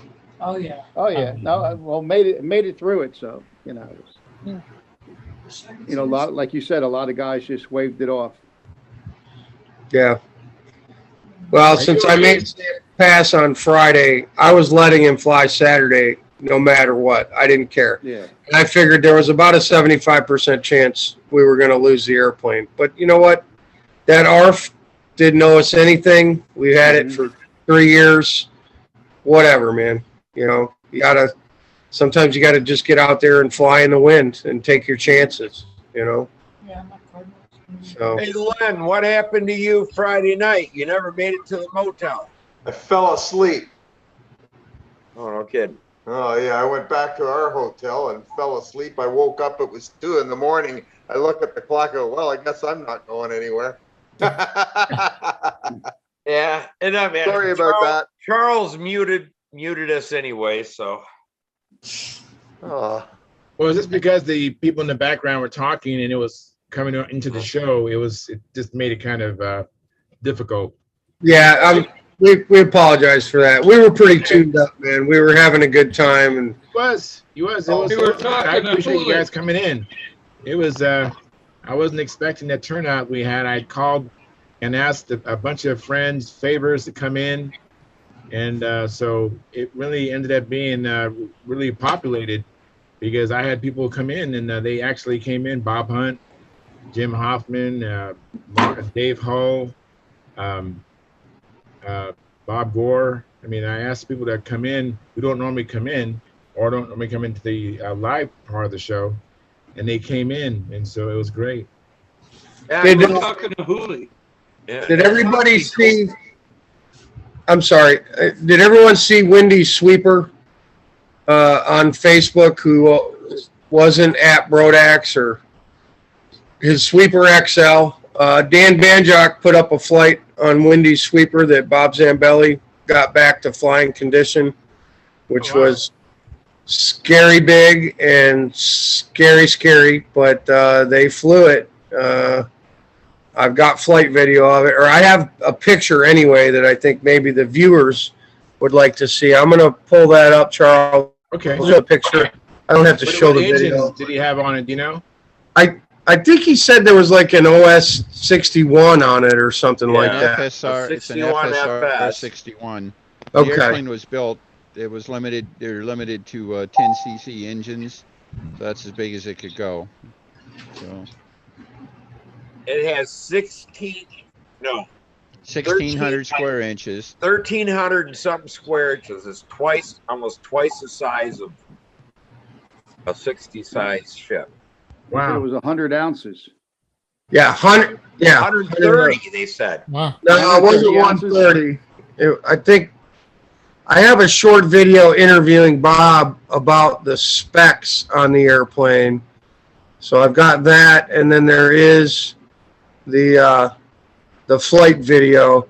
And Danny was stunting the damn thing, and halfway through it, I heard Bob say, "Danny, knock it off, because he didn't want him to wreck the darn thing. At times it was doing a 4.9 lap. Wow. Didn't that plane have like a 6-inch bell crank? I don't know.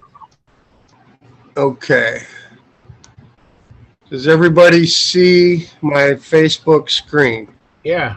Yeah. Okay. Well, Wow. we'll click on the picture here first.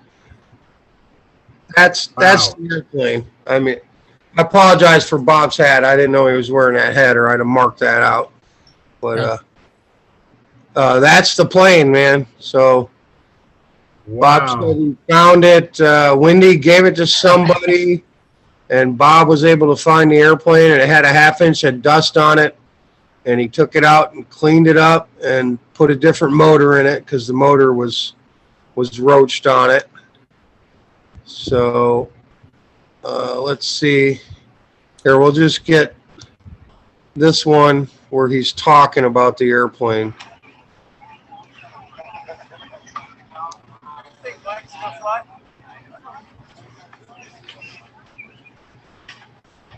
Sweeper XP.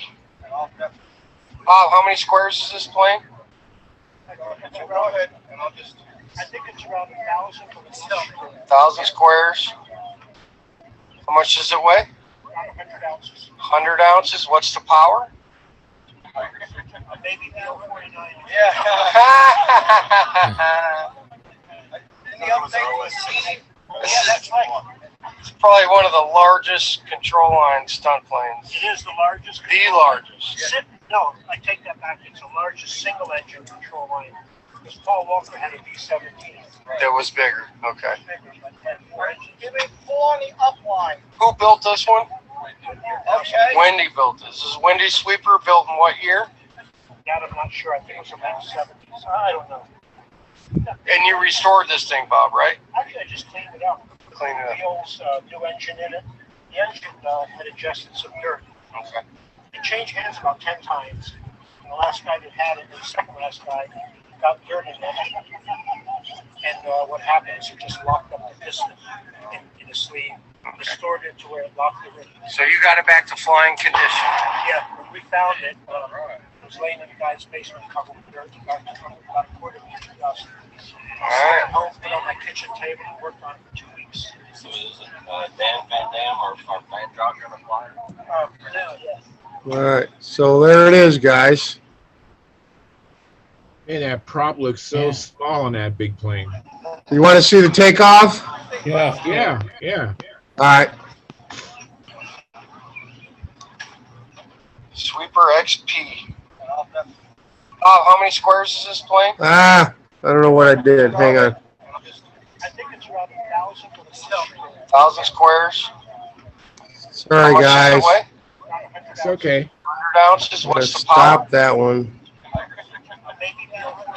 Yeah. Stop that one. Yeah, that's right. You gotta pause that top one, Mike. I don't know why it's doing that, guys. I'm sorry. The largest. No, I take that back. It's the largest single engine control line. Because Paul Walker had a B-17. That was bigger. Why is this doing this? Give me full on the upline. Who built this one? Okay. Wendy built this. This is Wendy's sweeper, built in what year? That I'm not sure. I think it was about. Hang on. I gotta reboot. I don't know what's happening there. Alrighty. At any rate, Why the would a airplane plane was flown named at the Sweeper have an 1979 inch of dust Nationals. on He actually qualified top 20 with it. So 17th at the 1980 Nats. Wow. So, Steve, did you get a chance to do any flying, Steve Hines? No, Okay. it was too windy, too hot, too everything. He's right. It was just, it wasn't worth it. What was the announcement on the winner of the Junkyard Dog? I mean, Junkyard Wars. Who actually won that? I know it was going to be announced later on. You guys didn't know Friday night. The one guy flying that plane that didn't fly, it kind of hovered and flopped around. Ara won that.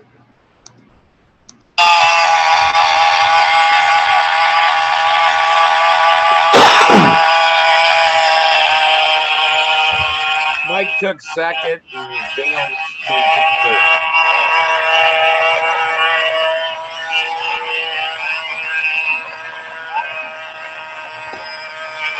Man, I've never flipped a plane that big. I can't imagine how awkward that would be.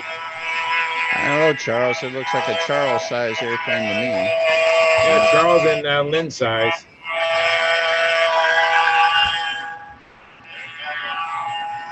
Wow. Nice job, Bob. Oh, right there.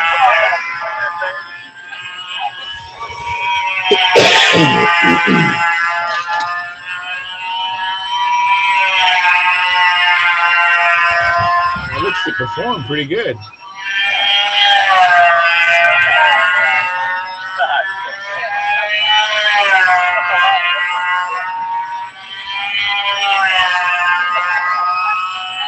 It pretty much flies it like he does it. Yeah.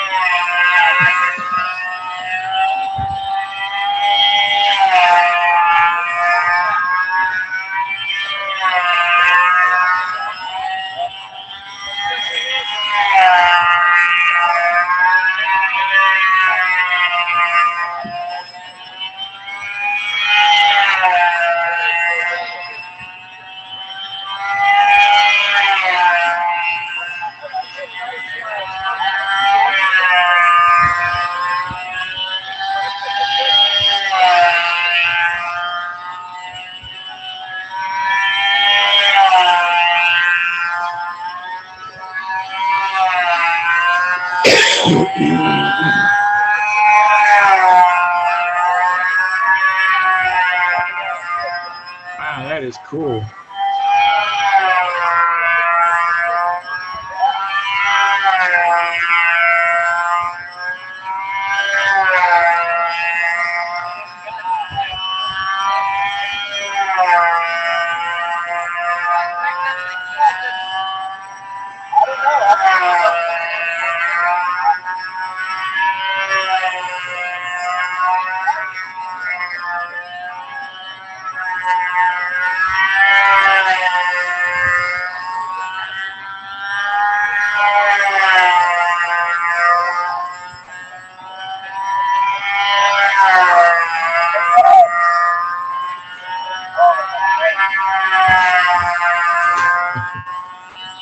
So, anywho. Very cool. There we go. Very cool. Thank you, Mike. That is pretty neat. That thing actually turned better than I thought it would, man. When he cranked on it, it came right around. But yeah, holy cow, what a monster! That's just stupid big, man. Yeah, it's huge. I just happened to earlier today watch a Wendy Nowski video, and I saw Bob Zambelli flying another sweeper. I'm not sure if it's the same one, but I happened to see that video today on Wendy's. One of Wendy's videos. I think in Very, 19 very cool. somebody brought an orange one out. Yeah, that was Derek Barry. Okay. Yeah. They were That flying around sweeper the they just showed there, that was one of a kind. Derek actually built a, Wendy had a sweeper published in, I think, the 1960s. It's actually a big I-beam. It had a Tiger 60 in it. And that's where he first got. That was the original one. Big stuff. Yeah. Yeah. But it wasn't nearly as big as that one. There's one hanging in Joe Knoll at the museum in the Learning Center at Joe Knoll. That's Derek's. Yeah. That's Derek's. Yeah. I saw one hanging in there, Brodak Manufacturing, when I was there. That's the one. That's the one you just saw fly. Yeah. Really? Okay. So I remember seeing it being displayed up there near the laser cutter. Yeah. Yeah, great big cracks in the fuselage and everything like that. It should have never flown, frankly. Yeah. Well, somebody needs to go cut the lead outs off it and just. Well, actually, last I heard, they were talking. It's going to be in the museum, I guess, in the vestibule. Just as you walk in, you're going to be greeted by that thing. All right, that'll be a good place for it because that's cool. Size, sheer size, and everything like that. It's a certain significance that that really shouts out to the Control Line Museum. Basically, I think it's a 78-inch span, so it's not quite not 80 inches IMAA legal and all, or giant scale, but that's basically where it's at. So It's a big one. Gary, what time did you get home? About midnight. About midnight? Oh, Uh-huh. okay. Yeah, I know you stayed around a lot longer, I think, than what you thought you would. And Yeah, I didn't know what time he was going to leave, but he wanted to watch some of that stuff too. My partner there, so Yeah. yeah, me and Gary got a picture together for the calendar Oh, this year. really? You without Samantha? That's a first. Yeah, then we took one of me and Samantha too, so Uh-oh. maybe I'll get in it twice. yeah. I've got a Keith has different another show and tell. framed item here for us. Who is this? Keith Yeah, has I've Keith, got something a okay. else different new kind for of us. show and tell. No problem, About a Keith. month early, but this is first flight of the F-15 in July of, what was it? Yeah, July 72. 27 July, first flight, and the certificate was carried on the first Wow. flight. That's 50 years ago, guys. And that's Wow. still one of our number one Fantastic. pilots, airplanes. So you prefer Keith over Marvin, huh? Yeah. And I had no idea. yeah, I didn't either. I and can't get it out of my mind. He's colonel and not a captain.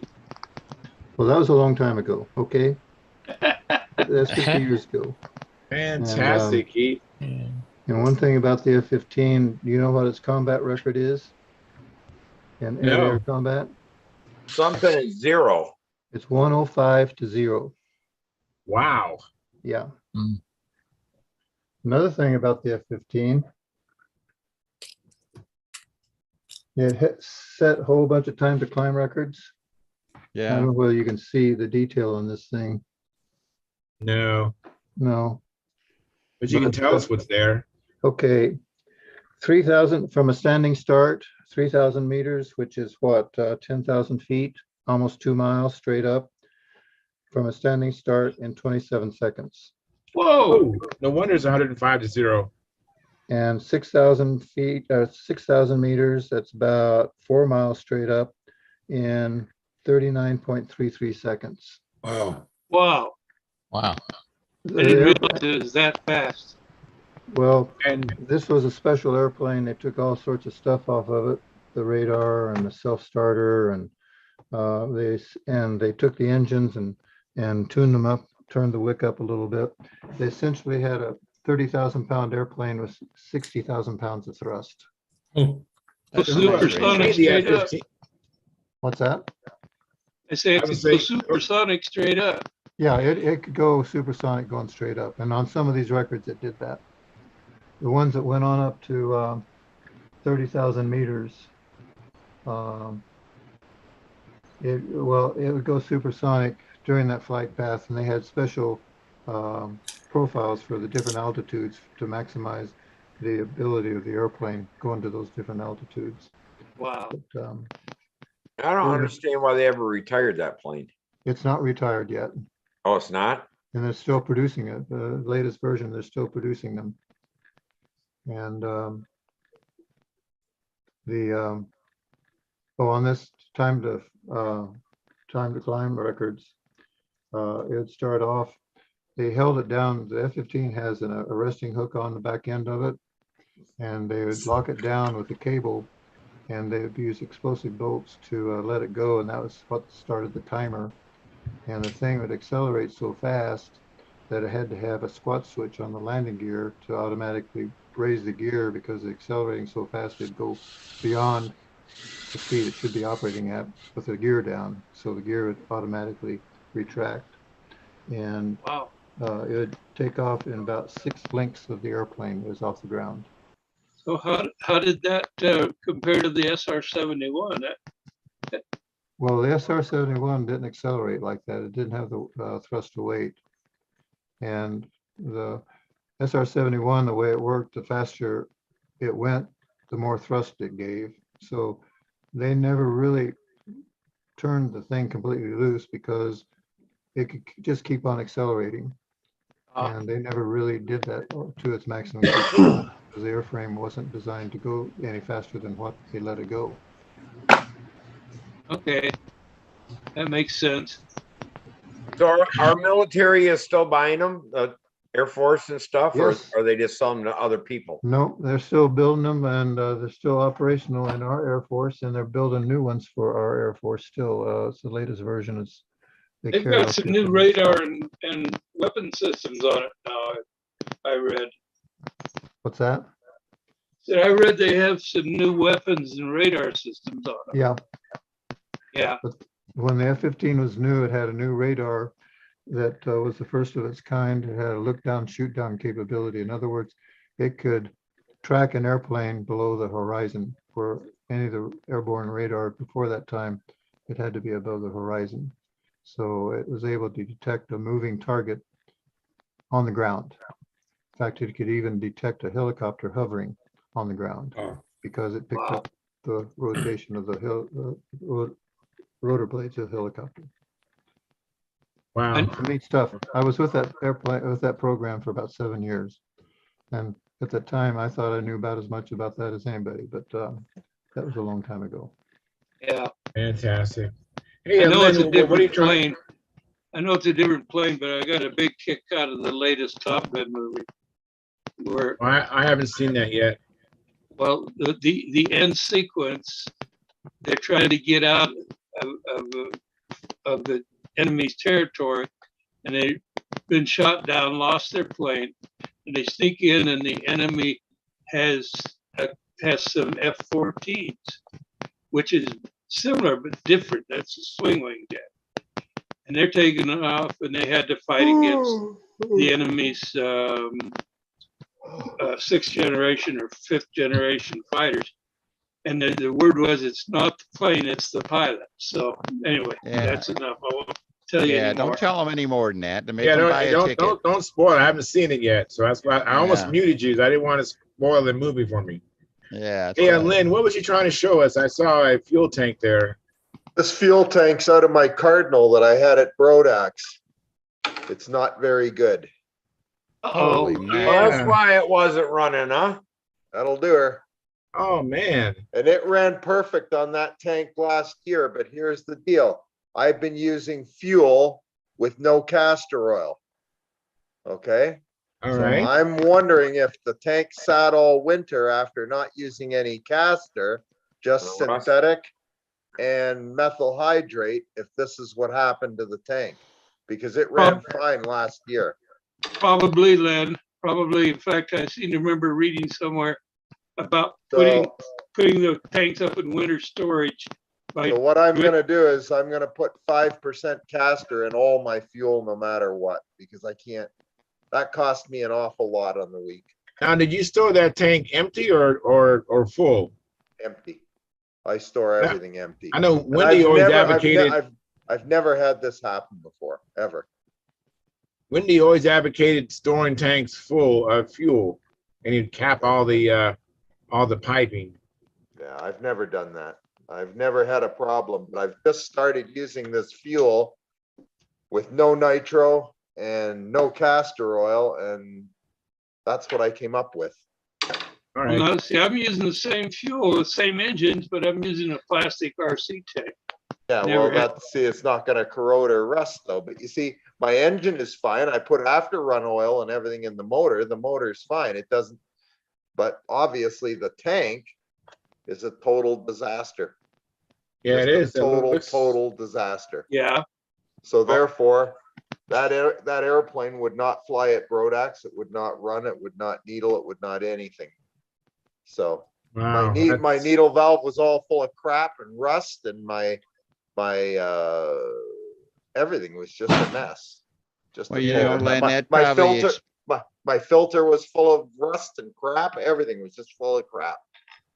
Well, I read that probably somewhere about explains the Nobler with the Fox is the only one you ran on castor, isn't it?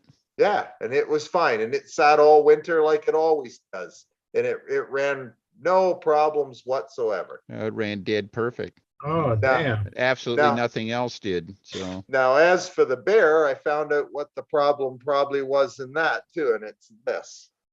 See this little piece of piping? Yeah. That little piece of piping, instead of being on the end of the pipe where it's supposed to be, was floating around in the pipe. Oh, how'd you get it out? I managed to get it out, but it wasn't easy. It took me a couple of good hours of, I managed to get it down to the nozzle where it comes out. And then what I did is I made a tool to pry it and pull it until I could get the piece through the hole. You can see I damaged it trying to pull it through, but I got it through. I got it out.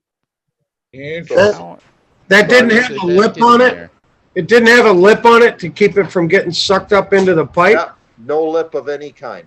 See, Randy's pipes have a lip. Now this had no lip at all. And this is just where I damaged it on the back trying to pull it through. Yeah. So now I'm making a new piece with a lip on it.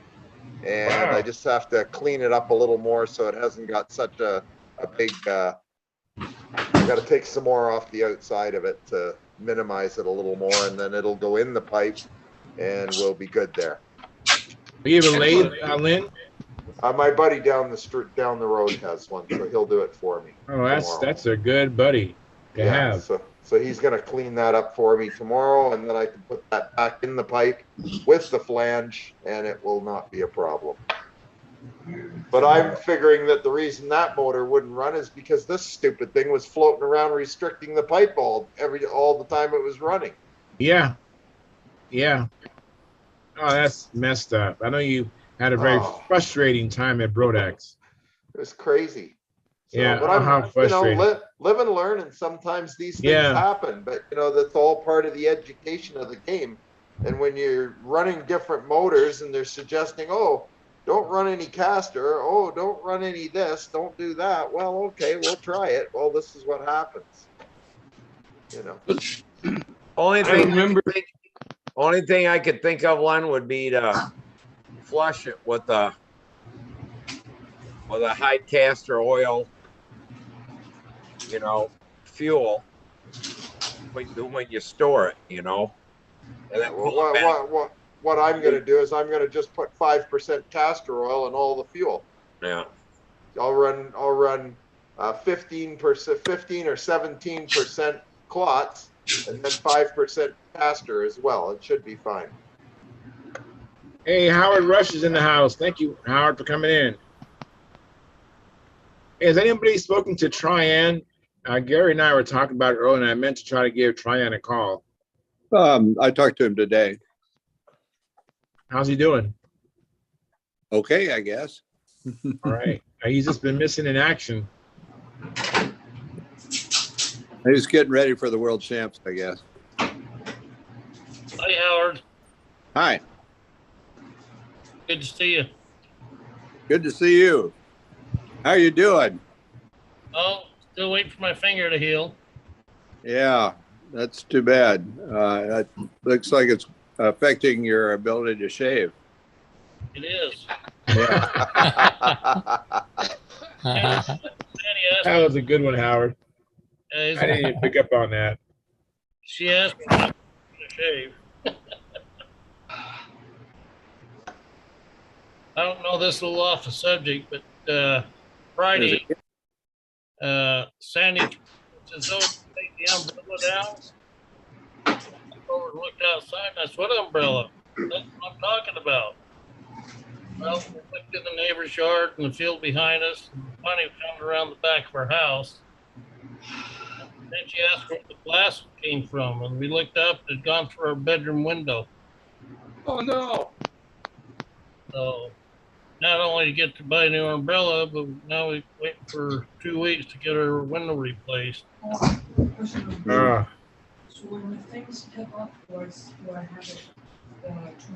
I'm going to say goodnight, guys.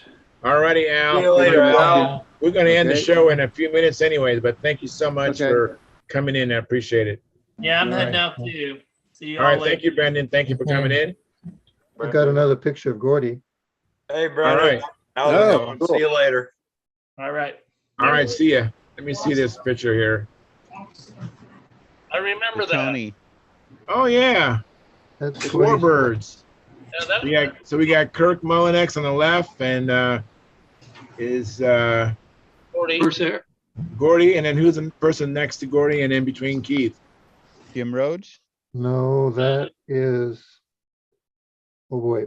Gordy, do you remember his name? No, the airplane was very well done. That's a zero. It's the same guy that had the Wildcat at the Nationals. That got Ron Byrne? Ron Byrne. Yeah, there you go. And that Very nice. that zero is immaculate. Wow. And, Is that a Tony there next to it? yeah, that's Gordy's Tony. Oh man, that's cool. That's 743 square inches. And a Sato, what, 72? I think it was a 72 there, but I later put an 82 in it. Yeah. And then Kurt Mullinex's Corsair, and that Corsair is a work of art too. The flaps were full span operated flaps. And he had universal joints on those flaps to make them work, and there's absolutely no play in those flaps.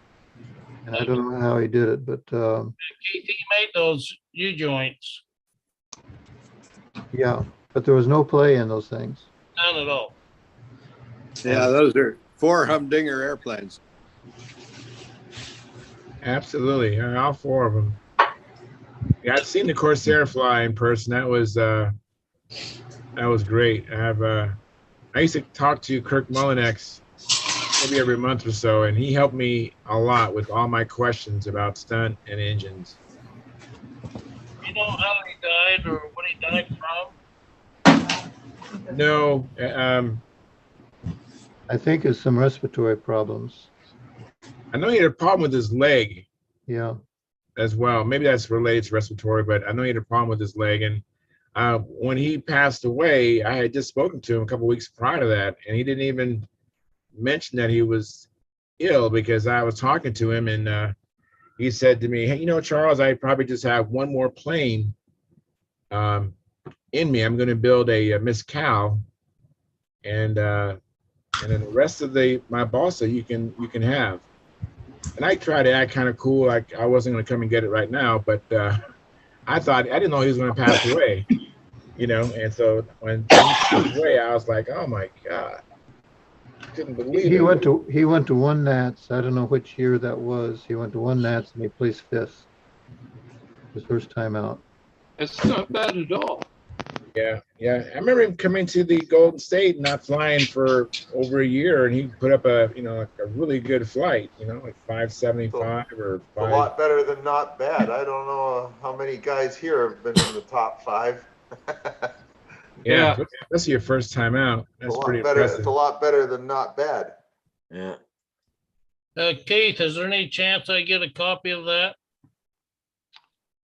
Maybe.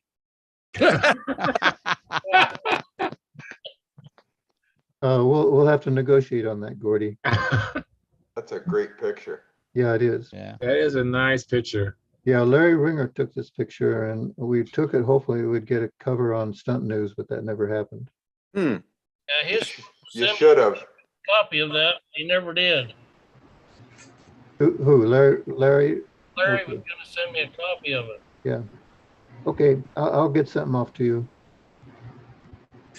Very nice. So cool. Very cool. Thank you so much for all your sharing, Keith. I really appreciate it, and I know that our audience really appreciates it. We do.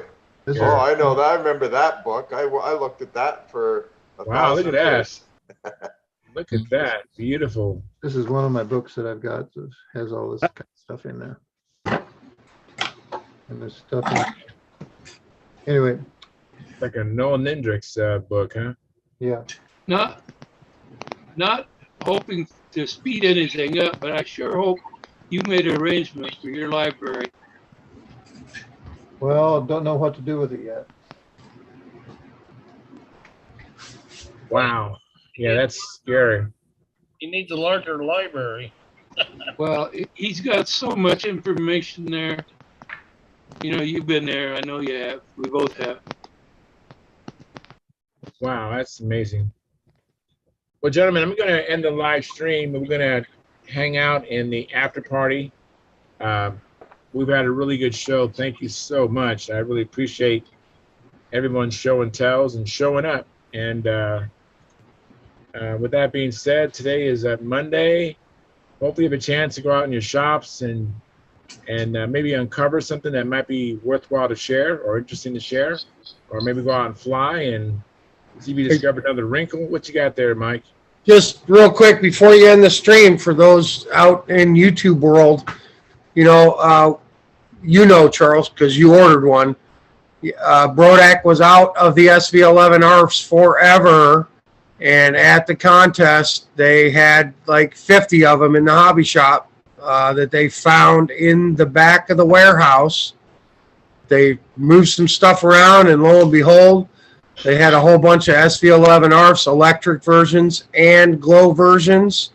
By the end of the week, I think the last day we went there, there was maybe 15 or 16 left in the hobby shop because people were snatching them up like crazy. So anyone out there in YouTube world, or any of you guys who may not know, there are a few SV11 ARFs left at Brodak. So call if you want one. Call them up. I think they're $220. If you want one, get one now, because there ain't no more. And this is absolutely last call. There won't be any more. These were buried treasure they found when they moved. I guess they pulled an old tarp off of something and found a big box full of them. So, thank you very much. And I would say get one or get a couple, like Mike and I have, so, because it's a really good flying plane. Anyways, with that being said, I'm going to end the live stream, and we're going to stay here, but we're just going to end the live stream. If you want to come in and join us, you need to go to stunthangar.com, go to At the Bench, and there's be a link there with today's date. If you're not a member or not logged in, the At the Bench link will not appear. So that's how you get in here, and until then, we will see you later.